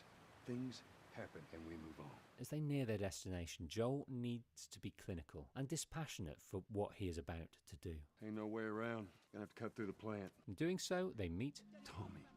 Holy shit. Tommy married Maria, and they are part of a settlement 20 families large, surviving and thriving in the wilderness. Joel grabs a moment with Tommy, fills him in on the importance of Ellie, and asks Tommy to take Ellie from him and hand her over to his Firefly contacts. Tommy reluctantly agrees. It's best this way. This is Joel and Ellie's last stop together. I need to talk to Ellie. Ellie gets wind of Joel's plan, and upset, she flees. Joel and Tommy catch up with her at a nearby ranch. Running off like that, putting yourself at risk? Do you even realize what your life means? Well, I guess we're both disappointed with each other then. Everyone I have cared for has either died or left me. Everyone fucking except for you. As they leave and arrive at the settlement where people survive in relative safety, part of a community, Joel changes his mind. Where is this lab of theirs? It's all the way out, University of Eastern Colorado. Ellie, get off your horse. Joel will see this through. How do I find this lab? It's in the science building. Looks like a giant mirror, you can't miss it. They find the lab, but no sign of the Fireflies. All that is left is a voice recorder. You're looking for the Fireflies. They've all returned to St. Mary's Hospital in Salt Lake City. Is it far? It ain't close. Horseback. Get down! Oh, what the fuck are these guys? Don't matter. We know where to go. Let's get the hell out of here. They are not the Fireflies, but whoever they are well armed and numerous.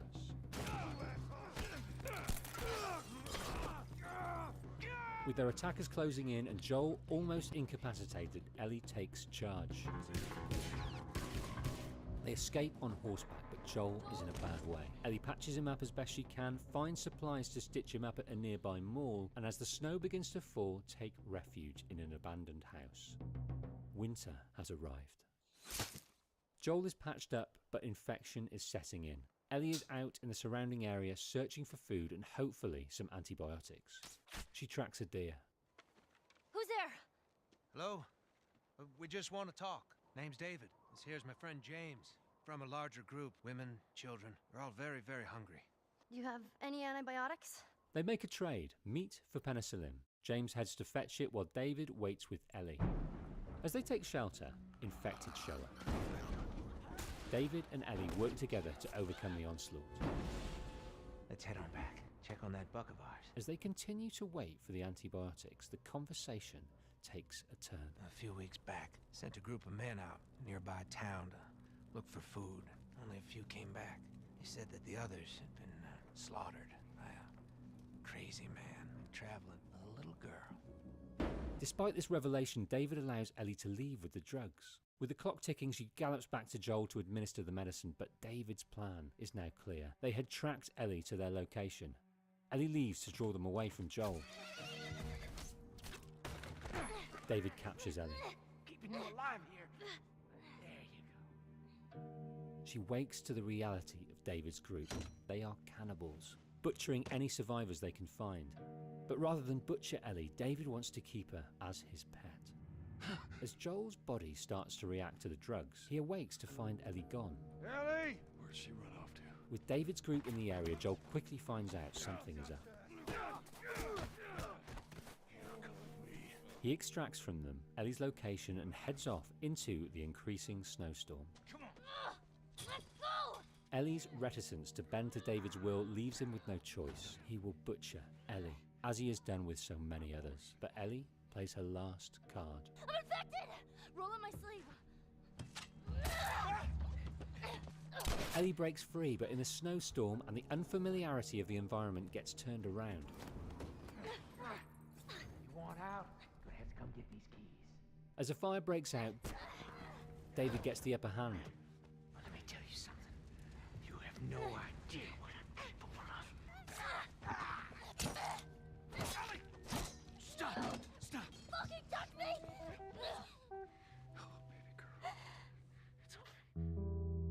As spring arrives, so do Joel and Ellie in Salt Lake City.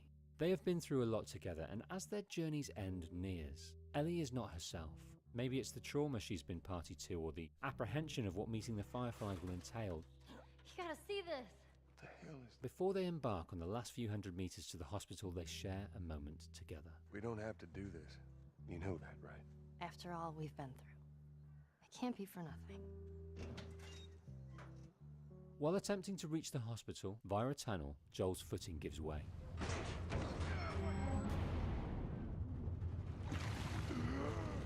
Hands in the air! Welcome to the Fireflies. And Ellie? She's all right. They brought her back. Marlene had all but given up hope of ever seeing Ellie again. Now with Ellie in hand, the dream of a cure is back on track. Take me to her. You don't have to worry about her anymore. Let me see her, please. You can't. The doctors tell me the cordyceps, the growth inside her, has somehow mutated. Once they remove it, they'll be able to reverse engineer a vaccine. But it grows all over the brain. Once surgery starts, Ellie will not wake up again. There is no other choice here. As Joel is to be ejected from the building, he presents another choice. I say keep walking. Where? Top floor.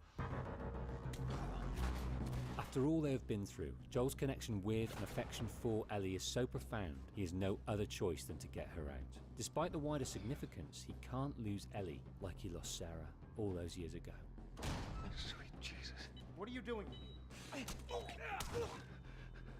shit. Heading for the basement parking, he is met by Marlene. It ain't for you to decide. It's what she'd want. And you know it. He knows he can't leave her there. You just come after her. Turns out there's a whole lot more like you, Ellie. Ain't done him a damn bit of good neither. They've stopped looking for a cure. Joel needs to sell Ellie this lie in order to keep her safe. He takes Ellie back to Tommy's settlement in Jackson for a life. Joel hopes a great life. And although excited, Ellie is deep in thought. She needs to know for sure. Swear to me that everything that you've said about the Fireflies is true. I swear. Okay.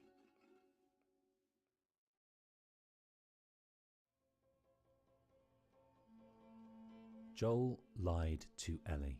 Because of her, they were actually going to make a cure. The only catch, it would kill her. I saved her. No! In order to save the life he had grown to love, in his desperation, he massacred many for the life of one. She needed her immunity to mean something. I told her her immunity meant nothing. Swear to me that everything that you've said about the Fireflies is true. Maybe I just wanted to do right by her. I swear. Okay. Ellie begrudgingly accepted those words, but our lies and our actions have a way of bubbling under the surface, accruing a debt that must one day be paid. After that lie, Ellie and Joel settled into a life in Jackson. Jackson, a community set up by Maria and her father. Maria then met Tommy, Joel's brother, who helped build and grow the community. To build walls and lookout towers to keep them safe, schools, churches, and meet trading points to enrich their minds and bodies. They even had electricity that powered theatres and dances to keep them entertained. It's 5 years later now. The world still has some dangers, risk of human aggression, and of course the infected that sporadically plague the perimeter of the community and beyond. In the community, Ellie has been nurtured by Joel and the elders of the group. She has kept her immunity a secret, chemically masked her bite mark, and covered with a tattoo. She's made a good life here, with good friends like Jesse and Dina. The night before, everything changed. Her relationship with Dina took a step towards romance. Every guy in this room is staring at you right now. Maybe they're staring at you. It was a union not without its complications. Dina had recently broken up with Jesse, a relationship that had been on and off for a while. Although hurt by the breakup, Dina and Jesse both knew the relationship had run its course. Joel, although burdened with a lie to protect, had found a peace in Jackson, a routine helping patrol the camp's perimeter, his spare time cultivating his passions of wildlife, reading and woodwork, as well as imbibing the interests of Ellie in a bid to stay connected. His primary driver was watching over Ellie, mostly from a distance as she grew from a girl into a woman. He wanted her to grow up safe, educated. Remember now, don't just flail about. You gotta... Push the water with your whole arm. Blah, blah, blah. Glad to know I'm getting through. Happy and enriched. Oh my god, it is a dinosaur! Joel! Surprise. In contrast to all they had been through and the life she knew back in Boston QZ. On the night of the dance, he was there to step in as Seth took exception to that kiss on the dance floor. Oh, just what this town needs. Another loudmouth dyke. The fuck did you just say? Ellie, Ellie, don't. Get the hell out of here. You alright, kiddo? What is wrong with you? He had no right. And you do? I don't need your fucking help, Joel. Because throughout the 5 years since St. Mary's Hospital, the loss of her destiny would resurface and manifest itself in mistrust of Joel's recount of what happened. She would continue to probe for answers. I had so many questions for them. Why did you pull me out of there while I was still unconscious? There was no cure. She kept getting the wrong answers. A year before that kiss, Ellie travelled back to St. Mary's Hospital in search of the right answers. She found them. Even if we found her, or by some miracle found someone else that's immune, it made no difference. Because the only person who could develop a vaccine is dead. If you lie to me one more time, I'm gone. You will never see me again. She hears the truth she always knew in her heart. Oh my god. I'll go back, but we're done. The paradox of continued existence, but the pain and guilt of surviving against her destiny of purpose would end their ties, but Joel would continue to watch over Ellie. The morning after the dance, Joel was out patrolling near the ski resort with Tommy, while Ellie was out with Dina covering the creek trails. No one could have protected Ellie or Joel from what the storm brought into the mountains of Jackson. A group, holed up at a nearby mansion, all members of an unknown group, the WLF, the Washington Liberation Front. We made it. Holy shit. It's a fucking city. They had travelled 800 miles from Seattle to find one man. While out searching, a member of that group, Abby Anderson, quite by chance, gets that man right where she wants him. We're gonna have to run! Through here! A storm and a horde brings Tommy and Joel to her aid. I'm Tommy. That's Joel. What's your name? Abby. My friends are at a mansion just north of here. You ride with me. Abby's group are surprised to see Abby return with two men, but on hearing his name, Joel, they know what they must do. Joel Miller. Who are you? Guess. Joel has an inkling, but the life he has had to lead to survive, it could be any number of people looking for payback. You stupid old man. You don't get to rush this. Joel! Tommy! Joel's life is in the balance. And with the news Joel and Tommy didn't show up for the changeover with Jesse, Ellie is one of the number in search for him. She happens upon the mansion. Put it down! Get off me! End it. Now. Oh, please get up! As Joel's life is ended, the trauma of what she has witnessed envelops her. She doesn't know why her and Tommy were spared, but a vacuum has been left. A deeply complicated but vital relationship has been ripped from her, and all that is left is rage. There is only one response she can fathom, and that is revenge. Despite the protestations from Tommy, who has had his own counsel in Maria. Is this you talking or is this her? If it were you or me, Joel would be halfway to Seattle already. Washington Liberation Front, that's what you said was on those patches. Ellie is resolved to make the trip to Seattle with Dina. You go, I go. End of story.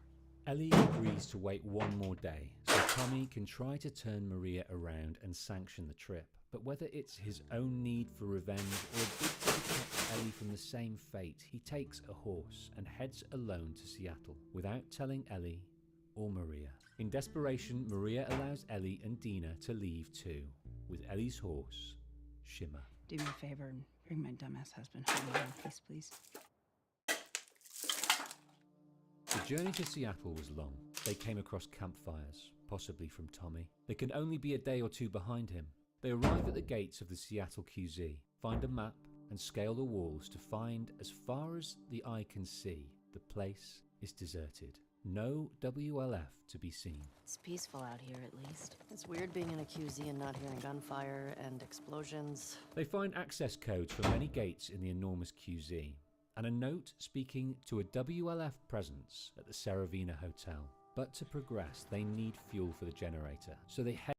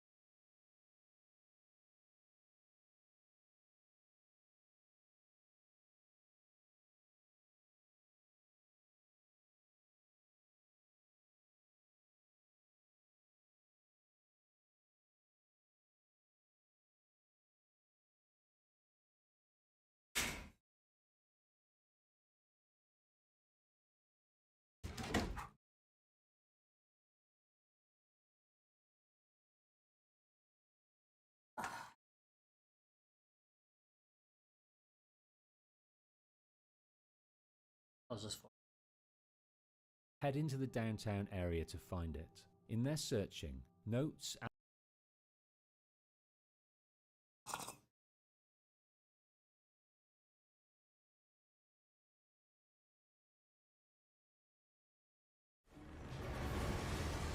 rope in more casual fans of the fiction. The combat was the high failed to